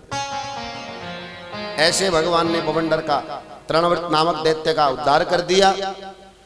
इधर भगवान की बहुत प्रकार की बाल लीलाएं हैं, भगवान की अनेक प्रकार की मंगल लीलाएं हैं, जिनका कभी पार पाया नहीं जा सकता। कुछ ही दिनों में राम और श्याम, राम यानी बलराम और भगवान कृष्ण, कुछ ही दिनों में थोड़े और बड़े हो जाते हैं, घुटनों पर चलने लगते हैं, बलवकैया लेकर के घूमने लगते हैं, उसको चलाने लगते हैं। अनेक प्रकार की लीलाएं शुरू हो जाती हैं। गोपिकाएं भगवान को देखती हैं, उनका दर्शन करती हैं तो देखती रह जाती है। सच मानना, भगवान का ऐसा रूप है जो एक बार देखता है, देखता रह जाता है। छिप छिप करके भगवान का दर्शन करने के लिए आती हैं, देखती हैं और देखती रह जाती है। ऐसी दिव्य लीलाएं हैं। सोचती रहती है सुबह से, इतनी प्रसन्नता से प्रातः काल को आंख खुलती है। जानते हो किस भाव में? कि आज कन्हैया का दर्शन करेंगे। अब तो कन्हैया घुटने पर चलने लगे, बलवकैया लेकर चलने लगे। अब तो वो अपने महल से बाहर भी आ जाते हैं, तो उनका दर्शन होने लगा। तो इसलिए वो प्रातःकाल जल्दी उठ करके अपने कार्यों से निवृत्त हो जाती हैं और चक्कर लगाती रहती है नंद बाबा के महल के आसपास से, कि कैसे भी करके एक दर्शन की झलक मिल जाए, जरा सा दर्शन हो जाए। सबके मन में भाव रहते हैं कि भगवान कैसे भी करके हमारे घर में आ जाए। धीरे धीरे भगवान और बड़े हो जाते हैं और भगवान माखन चोरी की लीला शुरू कर देते हैं। देखो, माखन चोरी की लीला भगवान की बड़ी दिव्य है। लोग तो प्रेम से भगवान को माखन चोर भी कहते हैं, लेकिन माखन का मतलब समझ लेना। जब वेदांत की बात आती है, जब वेद के सार की बात आती है, जब माखन कहा जाता है कि माखन जो है जिसको भगवान चुरा रहे हैं, वो माखन कोई बाहरी पदार्थ नहीं है, वो माखन हमारा हृदय है। संत हृदय नवनीत समाना, संतों के हृदय को, भक्तों के हृदय को नवनीत यानी माखन के समान कहा जाता है। माखन जैसे पवित्र है, कोमल है, वैसे ही संतों का और भक्तों का हृदय पवित्र होता है, कोमल होता है। और ऐसे पवित्र और कोमल हृदय को भगवान चुरा लिया करते हैं। अगर हम चाहते हैं कि हमारा माखन भी भगवान चुराए, तो हमें अपने हृदय को पवित्र बनाना पड़ता है, हमें अपने हृदय को निर्मल बनाना पड़ता है, माखन की तरह बनाना पड़ता है। और जिस दिन हमारा हृदय माखन की तरह बन जाता है, उस दिन कन्हैया हमारे माखन रूपी हृदय को चुरा लिया करते हैं। भगवान कोई पदार्थ नहीं, बल्कि वो तो हृदय रूपी उस भाव को चुराते हैं। अच्छा, विचार करके देखिए, नंद बाबा के यहां पर जानते हो कितनी गायें हैं? 9 लाख गायें हैं। उसमें से उन्होंने 2 लाख दान कर दी जिससे भगवान प्रकट हुए, तो कितनी बची? 7 लाख। अच्छा, 7 लाख में से अगर आधी भी दूध देती होंगी, 3.5 लाख भी अगर उसमें से दूध देती होंगी, तो कितना दूध होता होगा भाई नंद बाबा के? ध्यान रखो जरा, कितना दूध होता होगा, कितना दही जमता होगा, कितना माखन होता होगा, चाहे नहा लो। 3.5 लाख गाय जिसके घर में दूध दे रही हो, और उनसे जो माखन, दूध, दही, माखन बन रहा हो, उस ऐसे घर के व्यक्ति को बोलो बाहर से माखन चुराने की आवश्यकता पड़ेगी क्या? जो चीज घर में नहीं होती वही तो बाहर से चुराएंगे। पर जो पहले घर में इतनी भरी पड़ी है, जिस भी मटके को खोलो उसमें किसी में दही, किसी में दूध, किसी में माखन भरा पड़ा है घर में, खूब दूध, दही, माखन, और बोलो उसके बाद भी भगवान चुराते हैं। जानते हो क्यों चुराते हैं? क्योंकि कन्हैया केवल यशोदा के नहीं है। कन्हैया तो पूरे ब्रजमंडल के हैं, कन्हैया तो हम सब के हैं। इसलिए भगवान, बोलो, भगवान हम सब का भोग लगाना चाहते हैं। भगवान कहते हैं मैं केवल यशोदा का नहीं हूं, मैं सबका हूं, इसलिए भोग भी बोलो सबका पाऊंगा। सबके मन में भी भाव रहता है। ये जो गोपिकाएं हैं वृंदावन में, ब्रजमंडल में, ये त्रेता के संत हैं जिन्होंने गोपिकाओं का रूप धारण किया है और भगवान का दर्शन कर रहे हैं, आनंद ले रहे हैं। वो बारंबार मन ही मन भगवान से प्रार्थना करते हैं कि प्रभु कल को हमारे यहाँ का भोग लगा लेना, हम बड़े प्रेम से आपके लिए बनाएंगे। क्यों? अगर निमंत्रण देने जाएंगे यशोदा मैया को कि कन्हैया को हमारे यहाँ भेज दो, हम उसे माखन खिलाना चाहते हैं, तो यशोदा क्या कहेगी? क्यों हमारे यहाँ क्या माखन की कमी है जो तुम्हारे यहाँ माखन खाने भेजे? हमारे यहाँ इतना माखन होता, तुम ले जाओ। मैया नहीं भेजेगी। और बोलो, घर में परिवार में अनेक प्रकार की स्थितियां हैं। हम भगवान से किस रूप में प्रेम करते हैं परिवार वाले। अब हम भगवान को बुला करके भोग लगाएंगे, बिठाएंगे, घर के परिवार के लोग कहेंगे लो जी हमें तो मिलता नहीं है, इनको माखन खिला रही है, हमारी सब्जी हमारी रोटी तो रह जाती है सूखी, और ये देखो नंद के लाला को जिनके यहाँ इतना माखन होता है उन्हें बुला बुला करके बोलो माखन खिला रही हैं। प्रभु अनेक प्रकार की समस्याएं हैं, घर की भी समस्या है, बातें सुनने की भी समस्या है, और मैया की भी समस्या है, वहां से भी वो भेजेंगी नहीं। इसलिए हम तो आप ही को कह सकते हैं, हमारे तो बोलो हमारे तो आप ही हो, हम तो आप ही को कह सकते हैं प्रभु हमारे घर भी आकर के माखन का भोग लगा लिया करो, हमें बड़ी संतुष्टि मिलेगी। भगवान कहते हैं कि मैं भक्तों के भाव का भूखा हूं। तुम मुझे चाहती हो, तुम बुरा बनना नहीं चाहती, तुम कहती हो तुम कैसे भी करके भोग लगा लो, कोई बात नहीं, मैं तुम्हारे लिए चोर ही बन जाऊंगा, पर मैं अपने भक्तों के भाव को पूरा करूंगा, मैं अपने भक्तों के भाव को पूरा करूंगा। और इसलिए मानो भगवान अपने भक्तों का भाव पूरा करने के लिए माखन चोर बन गए। अनेक प्रकार की माखन चोरी की लीलाएं शुरू हो जाती है, भगवान की पूरी मंडली तैयार हो जाती है, उस मंडली के साथ भगवान चलते हैं।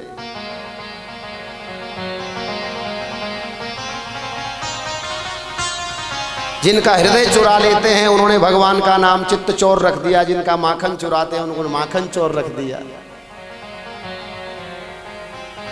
एक बार भगवान ने मुख में माटी खाई, पूरी मंडली के साथ थे, और वहां से चुपचाप चुरा करके माटी का टुकड़ा अपने मुख में रख लिया। बच्चों ने जब देखा कन्हैया माटी खा रहा है तो जाकर के यशोदा मैया को बता दिया कि कन्हैया ने आज, कन्हैया तोरे, यशोदा मैया तोरे लाला ने आज माटी खाई। आप तो कन्हैया को पकड़ लिया मैया ने, और जैसे ही कन्हैया को मैया ने पकड़ा, कन्हैया बिल्कुल शांत। क्यों रे कन्हैया तुमने माटी खाई है? बताओ कन्हैया क्या कहते हैं? माटी मुख में खाई हुई है, और कन्हैया कहते हैं नहीं नहीं ये तो झूठ बोल रहे हैं, मैंने माटी नहीं खाई भैया। अच्छा मैया ये झूठ बोल रहा है, इसका मुंह खुलवा के देखो। मैया ने कहा कन्हैया जरा मुंह खोल के दिखा। तो जैसे ही मुख खोला, भगवान ने उस मुख में पूरी सृष्टि का दर्शन मैया को एक पल में करा दिया। पूरी सृष्टि मैया ने देखा, अरे समुद्र, पहाड़, पूरी पृथ्वी, अपना गोकुल मंडल, गायें, ग्वाल बाल सब उसमें दिखाई दे रहे हैं। मुख में पूरी सृष्टि का दर्शन करा दिया। मैया चकरा जाती है, अरे ये तो ब्रह्म है। ब्रह्म ब्रह्म कहते हुए पुकारने लगती है, तो साक्षात ब्रह्म है। जब कन्हैया ने देखा मैया तो मुझे ब्रह्म समझ लेगी, अगर मैया ने मुझे ब्रह्म समझ लिया बोलो फिर तो ये मेरी पूजा करनी शुरू कर देगी, मुझे लाड़ प्यार नहीं मिलेगा। इसलिए कन्हैया ने उसी क्षण मैया को वो सब भुला दिया। मैया भूल जाती है। आदरणीय सुखदेव जी महाराज कहते हैं, राजन भगवान कृष्ण ने माटी इसलिए खाई क्योंकि मिट्टी क्षमा है। मिट्टी हमें क्षमा का दान करती है हमेशा। इसलिए कन्हैया ने मिट्टी खाई कि मैं क्षमा को धारण करता हूं, क्योंकि मैं यहां अनेक प्रकार की लीलाएं करने के लिए आया हूं।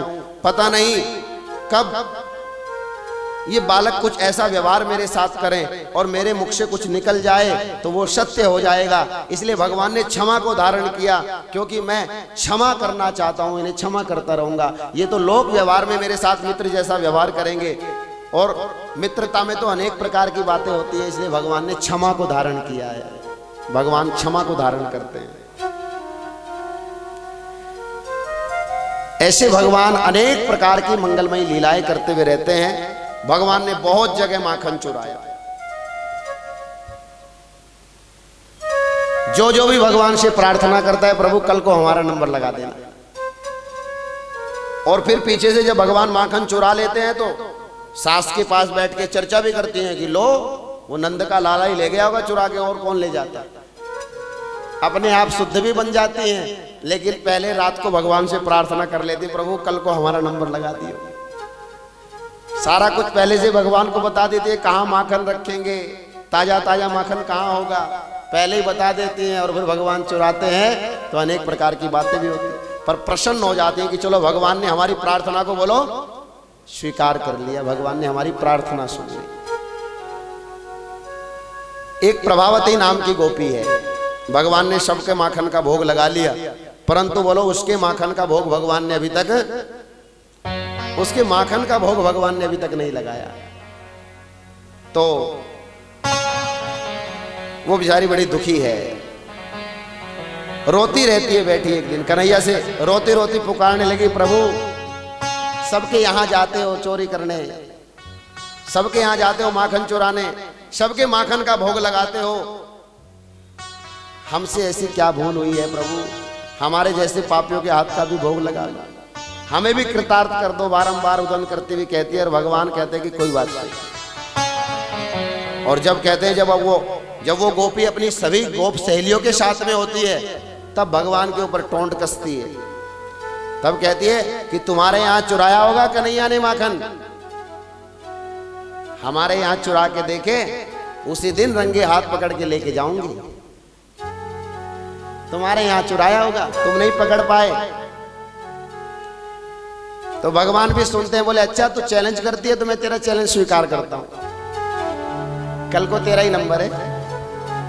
बोले वे वाला चोर नहीं हूं जो चुपचाप आते हैं, मैं तो बता के आता हूं, कल तेरा ही नंबर है, अपनी सुरक्षा कर लेना। और मानो आज प्रभावती ने एक बहुत ऊंचा छीका बांधा है, और उस छीके पर उसने माखन रखा, और उस छीके के नीचे घंटी टंगा दी उसने, कि जैसे ही कन्हैया छीका छुएगा, माखन निकालेगा, घंटी बज जाएगी, घंटी बजेगी, शोर होगा, मैं उठ जाऊंगी, और उसी समय झट से कन्हैया को पकड़ लूंगी। अब तो इसने पूरी तैयारी कर दी, उसमें घंटी बांध दी महाराज, और एक साइड में जाकर के लेट जाती है। भगवान अपनी पूरी मंडली को लेकर के, धनसुका, मनसुका, धनसका, श्रीदामा आदि आदि पूरी अपनी जो मंडली है सबको तैयार कर लिया, और उसका बेटा भी, उस गोपी प्रभावती का बेटा भी भगवान की मंडली में शामिल है। उसने सारा बता दिया, प्रभु आज खतरे से खाली नहीं है माहौल, आज घंटी भी टंगी हुई है साथ में, भगवान का चिंता मत कर। सबको साथ में लेकर के भगवान चल देते हैं, और चुपके से प्रभावती के घर में प्रवेश कर लिया। देखा रहे तो बहुत ऊंची बंधी हुई मटकी, तो कोई बात नहीं, एक लाइन नीचे लगाई, गोला बनाया, उसके ऊपर एक गोला और बनाया, एक तीसरा गोला उसके ऊपर और बनाया, और चौथे नंबर पर भगवान कृष्ण खुद चढ़ जाते हैं, तो मटकी तक पहुंच गए। जब मटकी तक पहुंचे तो देखा वास्तव में घंटी बंधी हुई है। तो जैसे ही मटकी को हाथ लगाना चाहते हैं, उससे पहले घंटी को देखा, और घंटी की तरफ ऐसे कर दिया, घंटी आवाज मत निकालना। घंटी ने कहा जो आज्ञा प्रभु। भगवान ने उसमें से माखन लेना शुरू किया, और माखन निकाल करके सबसे पहले सबसे नीचे वाली जो लाइन है, जिसने सबसे ज्यादा बोझ उठा रखा है, पहले उन्हें खिलाया। बोले पहले तुम खाओ, फिर बीच वाले, फिर उससे ऊपर वाले, सबको भगवान ने खूब माखन खिलाया। सबसे पूछा, बोले सब अच्छे से सबने पा लिया? तो सारे सखा बोलते हैं कन्हैया हमने सबने पा लिया, अब तुम पाओ। तो कन्हैया कहा तो ठीक है। तो कन्हैया ने जैसे ही उसमें से माखन लेकर के अपनी जीभ पर लगाया ही था महाराज, बस अभी छुआ ही था कि उस समय घंटी बज गई टंग टंग, और जैसे ही घंटी बजी वो प्रभावती निकल करके एकदम बाहर आ जाती है। प्रभावती जैसे ही बाहर आती है, हल्ला मिचा नीचे कि वो मैया आ गई, गोपी आ गई, प्रभावती आ गई। जैसे ही हल्ला मिचा, और वो तो नीचे वाले सारे बोलो, वो तो सब निकल करके साफ, कन्हैया अकेले रह गए मटकी पर टंगे हुए। लटके रह गए, सारे नीचे वाली मंडली साफ। अब तो प्रभावती ने देखा आज तो पकड़ा गया, लल्ला आज तो तू पकड़ा गया। यशोदा रोज कहती थी कि मेरा कन्हैया चोरी नहीं करता, तुम झूठ मूठ उसका नाम लगाती हो, आज तो तुझे रंगे हाथ पकड़ लिया, आज तो तुझे लेके जाऊंगा। सीढ़ी लगाई, पहले कन्हैया को वहां से उतारा, उतार करके लेके चलने लगती है। कन्हैया ने कहा रुक जा 1 मिनट जरा, मैं जरा से घंटे से 1 मिनट बात कर लूं। कन्हैया कह रहे क्यों रही घंटी, मैंने तुझे बजने के लिए मना करी थी, तू फिर भी बजी। घंटी हाथ जोड़े भगवान, जब आपने अपने साथियों को सबको माखन खिलाया, मैं नहीं बजी। सबको आप खिलाते रहे, पूरी हिलाते रहे, मैं हिलती रही, परंतु मैं नहीं बजी प्रभु। लेकिन जब आपने भोग लगाया तो वेदों में आप ही की वाणी है कि भगवान जब भोग लगाते हैं तो घंटी बजनी चाहिए। तो प्रभु मैं आपकी वाणी को कैसे झुटला देती, आपने भोग लगाया इसलिए मैं बच गई, मैंने आपकी आज्ञा का ही पालन किया। भगवान कहते हैं धर्म की दुहाई देकर तो यहां बच गई, चल कोई बात नहीं, यही सही घंटी बज गई तो बड़ी अच्छी बात है। आप तो प्रभावती लेकर के चल जाए, तो बड़ी मुश्किल से ये पकड़ा गया, ये जल्दी से किसी की पकड़ में आता नहीं। कन्हैया कहने चाहते जैसे तो पकड़ना चाहती है वैसे मैं किसी की पकड़ में नहीं आ, मैं तो प्रेम से पकड़ा जाता हूं, वो जैसे तू मुझे पकड़ना चाहती है वैसे मैं पकड़ा नहीं जाता। लेकिन वो तो लेके चल रही है और पूरा हुजूम इकट्ठा हो जाता है, पूरी भीड़ इकट्ठी हो गई कि बाल कृष्ण की छवि तकने को बन गया पूरा प्लान के पकड़े गए कृष्ण भगवान, पकड़े गए कृष्ण भगवान, पकड़े गए कृष्ण भगवान, पकड़े गए कृष्ण भगवान। राधा बन गई न्यायाधीश और राधा बन गई नारद ऋषि और ललिता बनी कप्तान, पकड़े गए कृष्ण भगवान, पकड़े गए कृष्ण भगवान, पकड़े गए कृष्ण भगवान, पकड़े गए कृष्ण भगवान।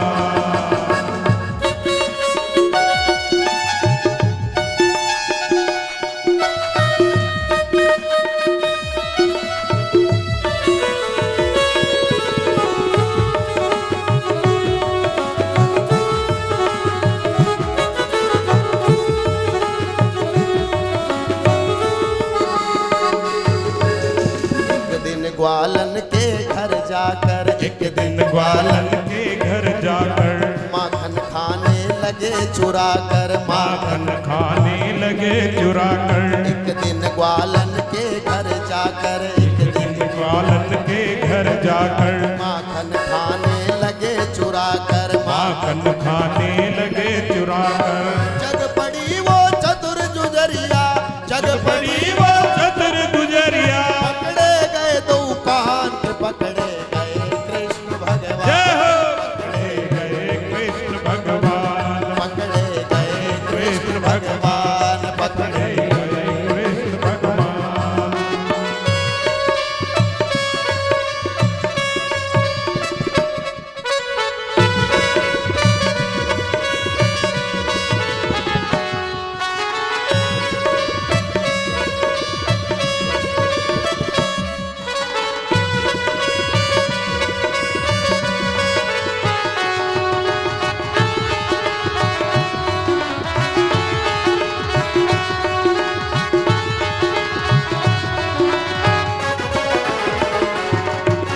माखन खाने लगे मुरारी, माखन खाने अब ना चोरी करूं तुम्हारी, अब अब ना ना चोरी करूं तुम्हारी, माखन खाने लगे मुरारी, माखन खाने लगे मुरारी। अब ना चोरी करूं तुम्हारी, अब ना चोरी करूं तुम्हारी।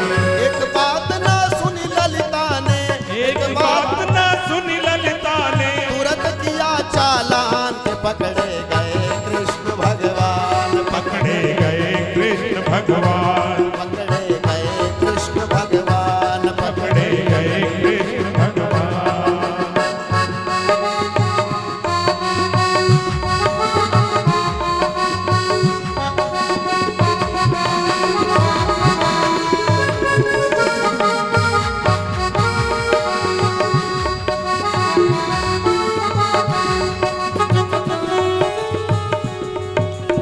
नंद बाबा के द्वार पे जाकर, नंद बाबा के द्वार पे जाकर मुजरिम पेश किया है लाकर, मुझे पेश किया है लाकर। नंद बाबा के द्वार पे जाकर, नंद बाबा के द्वार पे जाकर मुजरिम पेश किया है लाकर, मुझे पेश किया है।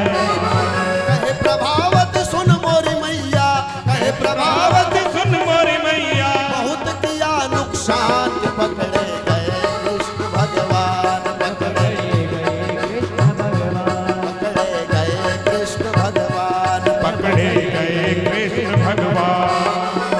राधा बन गई न्यायाधीश और राधा बन गई नारद ऋषि और ललिता बनी कप्तान, पकड़े गए कृष्ण भगवान, पकड़े गए कृष्ण भगवान, पकड़े गए कृष्ण भगवान, पकड़े गए कृष्ण भगवान, पकड़े गए कृष्ण भगवान। पकड़े गए कृष्ण भगवान। जय जय श्री राधे। और बोले ऐसे तो वो किसी से भी पकड़ा, बोलो नहीं जाता। कह दो राधे राधे। ऐसे वो किसी से पकड़ा नहीं जाता।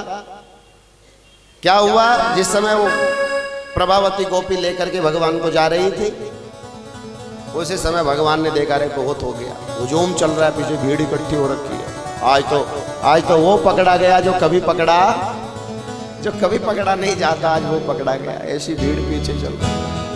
अब तो कहते हैं सामने से उसका देवर चला आ रहा था, उस गोपी का देवर सामने से। तो उसने कन्हैया को देखा, कन्हैया को, उसने तो घूंघट निकाल रखा था उसकी भाभी ने। तो कन्हैया का हाथ पकड़े हुए जब वो ले जा रही थी, तो उसने कन्हैया को देखा, कन्हैया उसको इशारा किया साइड से आ। अब वो बेचारा साइड से आ, उसने कहा क्या बात हो गई, ऐसे कौन कहाँ ले जा रही है पकड़ कर? अरे बोले क्या बताऊं, ये गोपी मेरा विवाह कराना चाहती है। कहते चल तेरा विवाह करा के लाऊंगी, चल तेरा विवाह करा के लाऊंगी, और मुझे अभी विवाह करना नहीं है। तो फिर बोले देख लो तुम कर लो। हाँ मैं कर लूंगा विवाह। तो उसने कहा तो तुझे विवाह करना है तो तू जल्दी साइड में आ जा। तो वो साइड में लग गया। अब कन्हैया ने कहा गोपी से, गोपी देख मेरी ये कलाई बहुत दर्द कर रही है, तो एक काम कर, ये वाली छोड़ दे और ये दूसरे वाली पकड़ ले। उसने कहा चल कोई बात नहीं। और कन्हैया ने अपनी कलाई छुड़ाई और उसके देवर की कलाई उसके हाथ में थमाई। और भगवान ने तो वहीं से शॉर्टकट रास्ता लिया पीछे से, वो तो जा रही है मेन गली से चलते, और भगवान तो पीछे से निकले और जा करके सीधे नंद भवन में बैठ गए। माखन लिया, क्योंकि मुंह बंधा हुआ था महाराज, पकड़े जाते हाथ भी बंधे हुए थे। तो उसी समय फटाफट अपनी मटकी में से माखन निकाला और आराम से पलथी मार के और माखन खाना शुरू कर देते। अब वो इधर से हल्ला होता आ रहा है हमारा, इधर से हल्ला होता हुआ आ रहा है, और कन्हैया चुपचाप छुप के बैठे हैं कोने में कहीं। अब तो वो आई द्वार पर नंद बाबा के और हल्ला करने लगी वहीं से, अरे कहाँ है यशोदा मैया, देख ले आज तेरे लाल को रंगे हाथ पकड़ के लाई हो। हमेशा कहती थी कि कन्हैया चोरी नहीं करता, तुम झूठ मूठ उसका नाम लेती हो, चोरी कोई और करता है, नाम उसके लगा देती हो। आज उसको रंगे हाथ पकड़ के लाई हो, मुंह भी बंधा हुआ है, मुंह पे भी माखन लगा है, हाथों में भी माखन लगा है, आज वैसे के वैसे पकड़ के लाई हूँ, देख ले आके अपने लाला को। आप तो यशोदा ने जैसे ही आवाज सुनी तो द्वार पर आती है तो देखा उसके हाथ में तो जिसे पकड़े खड़े थी वो तो उसका देवर ही था।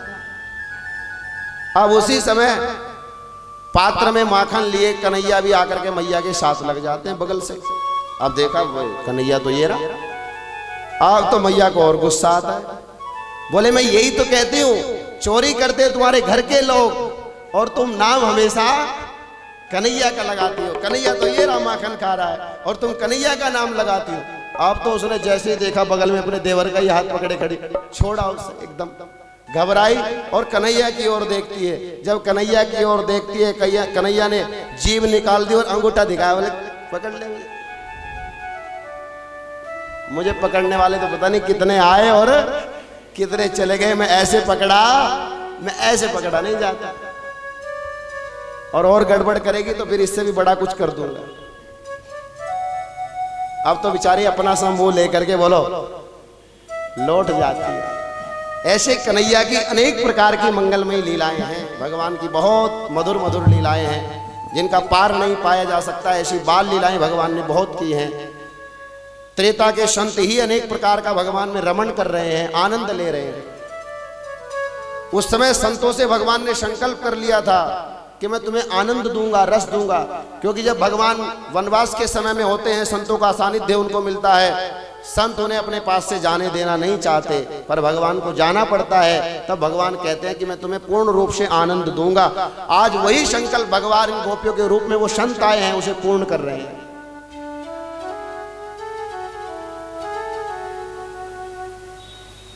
अब धीरे धीरे भगवान और थोड़े बड़े हुए हैं। अभी 5 वर्ष की आयु है प्रभु की। एक बार की बात, कार्तिक मास प्रारंभ होता है। ब्रजमंडल में कात्यायनी देवी भगवती की पूजा की जाती है। तो उस समय कार्तिक में सब कार्तिक स्नान करने लगे। सुबह सुबह जल्दी स्नान करते हैं, उसमें तारों की छांव में स्नान होता है। तो सबने कार्तिक स्नान करना शुरू कर दिया। लेकिन कार्तिक स्नान तो शुरू कर दिया, उनको ये नहीं पता कि हमें स्नान कैसे करना चाहिए। तो भगवान के यहाँ वस्त्र हरण की लीला होती है, जिसको कई बार हम समझ भी नहीं पाते, कई बार लोग उस लीला को भगवान की समझ नहीं पाते। भगवान वस्त्र हरण की लीला करते हैं, किस लिए उसको भाव से समझिए।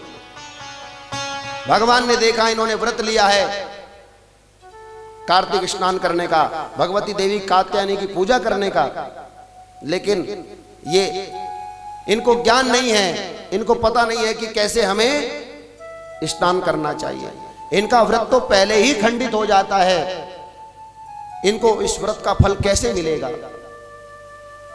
इस भाव को सोच करके भगवान एक दिन क्या करते हैं, प्रातः काल ही आकर के जिस स्थान पर वो स्नान करती है वहां पहले ही आकर के उपस्थित हो जाते हैं वृक्ष के पास। अब उन्होंने क्या किया, उन्होंने अपने सब वस्त्र उतारे और बाहर रख दिए और जल में स्नान करने के लिए प्रवेश कर जाते हैं। जैसे ही वो जल में स्नान करने के लिए प्रवेश करते हैं, उसी समय भगवान ने वो उनके सारे वस्त्र उठा लिए और उनको लेकर के वृक्ष पर बैठ जाते हैं, ऊपर बैठ गए। अब उन्होंने स्नान आदि कर लिया। स्नान करने के बाद जब उनकी दृष्टि जाती है वस्त्रों की तरफ, तो वहां वस्त्र दिखाई नहीं दिए। जब वस्त्र दिखाई नहीं दिए तो चिंता में पड़ जाती है, अरे इतनी सुबह सुबह यहां से कौन हमारे वस्त्र ले गया, कौन उठा ले गया होगा, अब हम कैसे इसमें से निकलेंगी, कैसे अपने घर जाएंगे, चिंता में पड़ जाती है। अब चिंता कर ही रही है, चारों ओर दृष्टि दौड़ाएंगे, तभी देखा कि वो वृक्ष पर वस्त्र लटके हुए दिखाई दिए। वृक्ष पर जब वस्त्र लटके हुए देखे, समझ गए ये तो कन्हैया आ गया सुबह सुबह, ये आज इतनी जल्दी उठ के आ गया यहाँ। भगवान कहते हैं अपने भक्तों को ज्ञान प्रदान करने के लिए तो मैं किसी समय भी आ सकता हूं। मैं तो संसार से अंधकार मिटाने के लिए रात को 12 बजे आ गया, ये तो सुबह की बात है। बोलो, ये तो सुबह की बात है। जब रात को आ सकते हैं तो सुबह को क्यों नहीं। देखा पीछे भगवान बैठे हैं। आप तो वहीं से कन्हैया से पुकार करने लगी, कन्हैया अब तुमने ये भी काम शुरू कर दिया। अब तक तो माखन चुराते थे, अब तुमने वस्त्र भी चुराने शुरू कर दिए। भगवान कहते हैं देवियों, अब तुम जैसे गई थी वैसे आ जाओ। अब तो सबको बड़ा भय लगे, बड़ी चिंता लगे, कैसे आए। बोले यही तो मैं तुम्हें सिखाने के लिए आया और इसीलिए मैंने ये वस्त्र चुराए हैं। कई बार किसी को बातों से समझाओ ना, तो बातों से बात समझ में नहीं आती, तो प्रैक्टिकल करके दिखाओ तो एकदम समझ में आ जाती है। तो भगवान मानो उन्हें बोले इनको बातों से, क्योंकि उनको लगेगा ये तो छोटा सा बच्चा है 5 साल का। अब 5 साल का बच्चा इतने बड़े को किसी को कुछ ज्ञान देगा तो क्या, हाँ हाँ हमें पता है, तू हमारे सामने ही पैदा हुआ, ये आज हमें ज्ञान दे रहा है। सबके, क्योंकि सबका भगवान के प्रति वात्सल्य भाव है। भगवान ये बात वाणी से भी समझा सकते थे, परंतु उनकी वाणी का प्रभाव नहीं होता, क्योंकि सब उनके प्रति वात्सल्य भाव रखते हैं। माँ जैसा प्रेम है सबका उनके प्रति, माँ जैसा प्रेम करती है उनसे। इसलिए भगवान ने उनको प्रैक्टिकल में समझाना चाहते हैं कि देखो तुम ये वस्त्र यहां उतार करके उसमें प्रवेश कर गई। पहली बात तो ये है कि ऐसी स्थिति में कोई आंधी का, हवा का तेज झोंका आए और ऐसी स्थिति में तुम्हारे वस्त्र यहां से कुछ दूसरी जगह पर चले जाएं, तब तुम जल से बाहर कैसे आओ? पहली बात, कोई जीव इन्हें उठा करके ले जाए। दूसरी बात यह है कि जिस जल में तुम प्रवेश कर रही हो उस जल का नाम है वरुण देव। वरुण देवता जल में वरुण देव का निवास है। वरुण देव पुरुष देव हैं, तुम स्त्रियां हो। तुम निवस्त्र होकर के जल में स्नान करती हो, तुम्हारा सील खंडित हो जाता है, तुम्हारा प्रतिवत धर्म नष्ट हो जाता है, उसी समय तुम्हारा व्रत टूट जाता है। इसलिए तुम्हारा कोई व्रत ही नहीं रहा। अनेक प्रकार से भगवान उनको शिक्षा प्रदान करते हैं और कहते हैं कि देखो, कभी भी स्त्रियों को चाहे पुरुष को कभी भी निवस्त्र होकर के जल में स्नान करना नहीं चाहिए। चाहे स्त्री हो चाहे पुरुष हो, किसी को भी निवस्त्र होकर के स्नान नहीं करना चाहिए। उससे दरिद्रता आती है। हम चाहे भले ही अपने घर के चार दीवारी के अंदर, अपने बाथरूम के अंदर स्नान करते हैं, ऐसी स्थिति में भी हमें निवस्त्र होकर के स्नान नहीं करना चाहिए। ये भगवान ने हमें सलाह दी, ये भगवान ने ज्ञान दिया, सिखाया कि ऐसे जो स्नान करता है उनके घर में दरिद्रता आती है, चाहे वो स्त्री हो चाहे पुरुष हो। इसलिए ऐसे कभी स्नान नहीं करना चाहिए, नहीं तो तुम्हारा जो व्रत तुमने लिया है वो व्रत तुम्हें उसका फल नहीं दे पाएगा। तुम्हारा व्रत तो पहले ही खंडित हो गया, उसका फल तुम्हें क्या प्राप्त होगा। और ऐसी शिक्षा देकर के भगवान ने उनके वस्त्र लौटाए। ये ज्ञान भगवान ने वस्त्र से उन गोपिकाओं को दिया। वे हाथ जोड़ती हैं, प्रभु हम तो अज्ञानी हैं, ग्वालिन हैं, गवार हैं, हमें इन सब चीजों का क्या पता। आप श्याम सुंदर कन्हैया हो, आपसे हमें इन सबको ज्ञान का पता चलता है। आप हमें ये सब दिव्य ज्ञान देते रहा करो। आप हमें जो ज्ञान दोगे हम उसे अपने जीवन में उतारते रहेंगे। क्या तो राधे राधे। तो ऐसे भगवान ने उनको ज्ञान दिया, ऐसे भगवान ने उनको शिक्षा प्रदान की। और भी भगवान की बहुत सारी मंगलमयी लीलाएं हैं। एक बार की बात है, मैया यशोदा कन्हैया को अपनी गोद में लेकर के बैठी थी। पूर्व में तो क्या होता है कि कन्हैया तो पहले सो रहे थे। सुबह सुबह की बात है, जो दूध गाय का निकाला गया था, कुछ दूध उसमें से गर्म करने के लिए अग्नि पर रखा हुआ था, और जो रात्रि में जिसकी दही बनाई थी उसको मैया मथ रही थी, दही को मथ रही थी, और एक दूध अग्नि पर उबाल देने के लिए रख दिया था, और मन में भगवान कृष्ण का स्मरण कर रही थी, उनकी लीलाओं का स्मरण कर रही थी। उसी समय पर कन्हैया उठते हैं, उनकी आंखें खुली, मैया दिखाई नहीं दी तो दौड़ते हुए आते हैं। मैया जो है दही मत रही थी तो आकर के मैया की गोद में बैठ जाते। अब मैया एक साथ 3-4 काम कर रही है। कन्हैया को दूध भी पिला रही है, दही भी मथ रही है, और उनकी दृष्टि जो दूध अग्नि पर रखा हुआ है, बोलो हम तो कई बार दूध गैस पर चढ़ा करके और कोई सीरियल देखने लगते हैं तो बोलो इतने खो जाते हैं कि बाद में जब नाक में उसकी सुगंध आती है ना, दुर्गंध, दूध जलने की, तब पता अरे अरे मैं तो वहां रख के आ गई थी, तब याद आया, नहीं तो हम सीरियल में खो ही गए थे। मैया को देखिए कितने भाव से वो दही मत रही है, दृष्टि उबलते हुए दूध पर है, कन्हैया को दूध पिला रही है, और मन से भगवान के नामों का, बोलो मन से भगवान के नामों का स्मरण कर रही है। उसी समय कन्हैया दूध पी रहे हैं। जैसे ही उसमें उबाल आया अग्नि वाले दूध में, तो तैसे ही मैया ने एकदम झट से कन्हैया को बगल में बिठाया और उठ करके जाती है दूध को उतारने के लिए। लेकिन कन्हैया को इस बात पर बड़ा गुस्सा आया, वो तो नाराज हो गए। अच्छा, मुझसे ज्यादा प्यारा दूध, मुझे उस दूध के चक्कर में मैया बिठा करके चली गई, मेरे दूध पीते पीते बीच में ही छुड़वा दिया। अब तो कन्हैया नाराज हो गए, गुस्सा आया, और वो जो रई थी उसके अंदर, दही वाले मटके के अंदर, वो उठाई और जैसे हनुमान जी अपनी गदा रखते ना कंधे पर, ऐसे रख ली, और उसी रई से पहले गुस्सा करते उस हंडी को ही फोड़ा, वो दही की मटकी फोड़ दी। दही की मटकी फोड़ी, उसके बाद भी गुस्सा शांत नहीं हुआ। तो अब चले जाते हैं, अब दूसरी मटकी जहां पर रखी थी दही की वहां चले जाते हैं महाराज। जा करके दूसरी मटकी फोड़ी, उसमें मारा, वो बिखर जाती है। अब तो मैया जैसे ही आई और देखा कि दही बिखरी हुई है, फिर आगे बढ़ी तो दूसरी मटकी भी फूटी पड़ी है। अब तो मैया को गुस्सा आया, आज बोले तुझे नहीं छोड़ूंगी। मैया भी कन्हैया का लालन भी करती है, बोलो पालन भी करती है, और मैया साथ में ताड़न भी करती है, ऐसे नहीं छोड़ती। यशोदा मैया का भी तो इकलौता है, और बोलो बुढ़ापे में चौथेपन में जाया है, लेकिन मैया अगर बोले बदमाशी करेगा तो वो बर्दाश्त तो नहीं होगी। अब तो मैया ने कहा कि अब इसे सुधारना पड़ेगा, ये बहुत ज्यादा गड़बड़ करने लगा, और आज इसे नहीं सुधारा तो बोलो कल कोई और तोड़ेगा। तो अब तो मैया ने कहा अच्छा आज मैं तुझे नहीं छोड़ूंगी। मैया ने छठी निकाली, और छठी निकाल करके कहाँ है कन्हैया तू, और ढूंढने लगी। और कहते एक कोने में छिपे बैठे थे आराम से। पहले तो बच्चे गलती खुद ही कर लेते हैं, और फिर खुद ही बोलो खुद ही आंसू भी बहाने लगते हैं, खुद ही रोने। अच्छा मटकी भी फोड़ दी, अच्छा आंसू जानते हो क्यों बहाते हैं? गुस्से में पहले नुकसान कर दिया, उन्हें पता है अब डांट पड़ेगी, अब पिटाई भी हो सकती है, तो खुद ही रोने भी लगते हैं जिससे बच जाएं।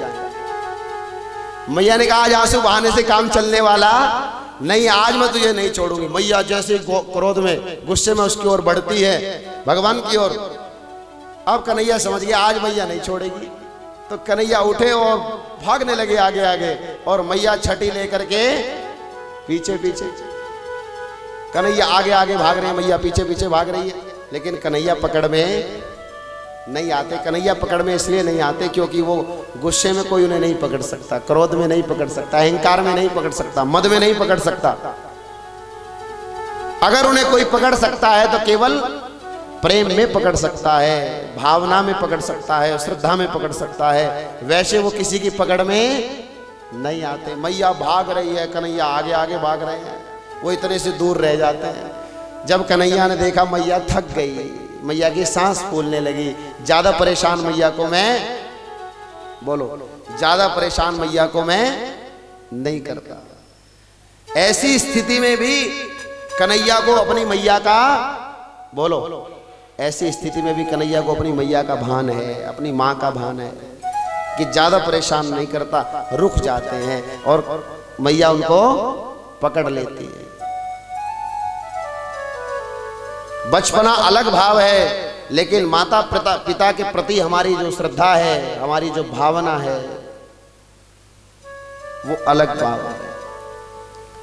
चाहे भगवान राम रूप में आए, चाहे कृष्ण रूप में आए, उन्होंने माता पिता के प्रति अपनी श्रद्धा, अपना समर्पण दोनों अवतारों में दिखाया है। ध्यान रखना, माता पिता के प्रति हमारी क्या भावना होनी चाहिए, क्या श्रद्धा होनी चाहिए, उनके प्रति हमारा क्या प्रेम होना चाहिए, वो उन्होंने दोनों अवतारों में स्पष्ट किया है। आज्ञा का पालन भी करते हैं और उनके प्रति हृदय में आदर का भाव भी रखते हैं, और ये होना चाहिए। देखिए आज के समय में ऐसा कुछ दिखाई नहीं देता। माता पिता अपना सर्वस्व अपने बच्चों पर लुटाना चाहते हैं, अपना सर्वस्व उनको देना चाहते हैं। एक माता पिता ही तो संसार में ऐसे होते हैं जो सब कुछ दे करके, अपने बच्चों को सब कुछ दे करके, सब कुछ लुटा करके प्रसन्न होना चाहते हैं। एक माता पिता संसार में ऐसे होते हैं जो अपने से भी ऊंचा कद अपने बच्चों का बोलो अपने बच्चों का देखना चाहता है। उनके अतिरिक्त संसार में कोई दूसरा ऐसा नहीं हो सकता जो ये कामना कर ले कि ये इतना ऊंचा चला जाए। केवल माँ बाप ऐसे हैं जो ऐसी कामना कर लेते हैं कि हमारे बच्चे का कद हमारे से भी ऊंचा हो, इसका मान, इसका सम्मान, इसकी पद, इसकी प्रतिष्ठा हमारे से ऊंची हो। और माँ केवल उस छोटे से बच्चे को ही सूखे में नहीं सुलाती, वो गीले में सो करके उस छोटे से मासूम से बच्चे को ही सूखे में नहीं सुलाती, वो जीवन पर्यंत उसे सूखे में सुलाने का काम करती है। माँ चाहे कितनी बड़ी हो जाए, कितनी वृद्ध हो जाए, उसके बच्चे चाहे कितने बड़े हो जाएं, वो तब भी उनके लिए, तब भी वो उसके लिए वही करना चाहती है, वो उस पर वही प्रेम लुटाना चाहती है, वही प्रेम उसके ऊपर न्यौछावर करना चाहती है। लेकिन आज भाव बदल जाता है। बचपन में हमें माँ का प्रेम लगता है, लेकिन जब हम बचपन से जवानी में आ जाते हैं, फिर माँ का प्रेम हमें बोलो, फिर हमें माँ का प्रेम बोर करने लगता है, फिर पिता का प्रेम हमें बोर करने लगता है, फिर हमें संसार का प्रेम भाता है, संसार का झूठा प्रेम भाता है। माता पिता का प्रेम संसार में ऐसा होता है, वो बिल्कुल सत्य ही है।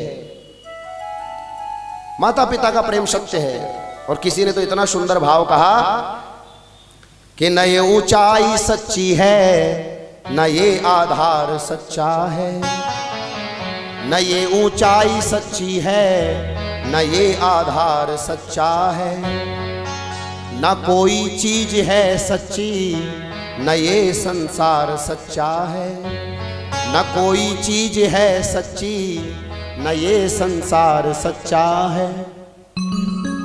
मगर धरती से अंबर तक सदा से लोग कहते हैं, मगर धरती से अंबर तक सदा से लोग कहते हैं, अगर सच्चा है कुछ जग में तो माँ का प्यार सच्चा है, अगर सच्चा है कुछ जग में तो माँ का प्यार सच्चा है।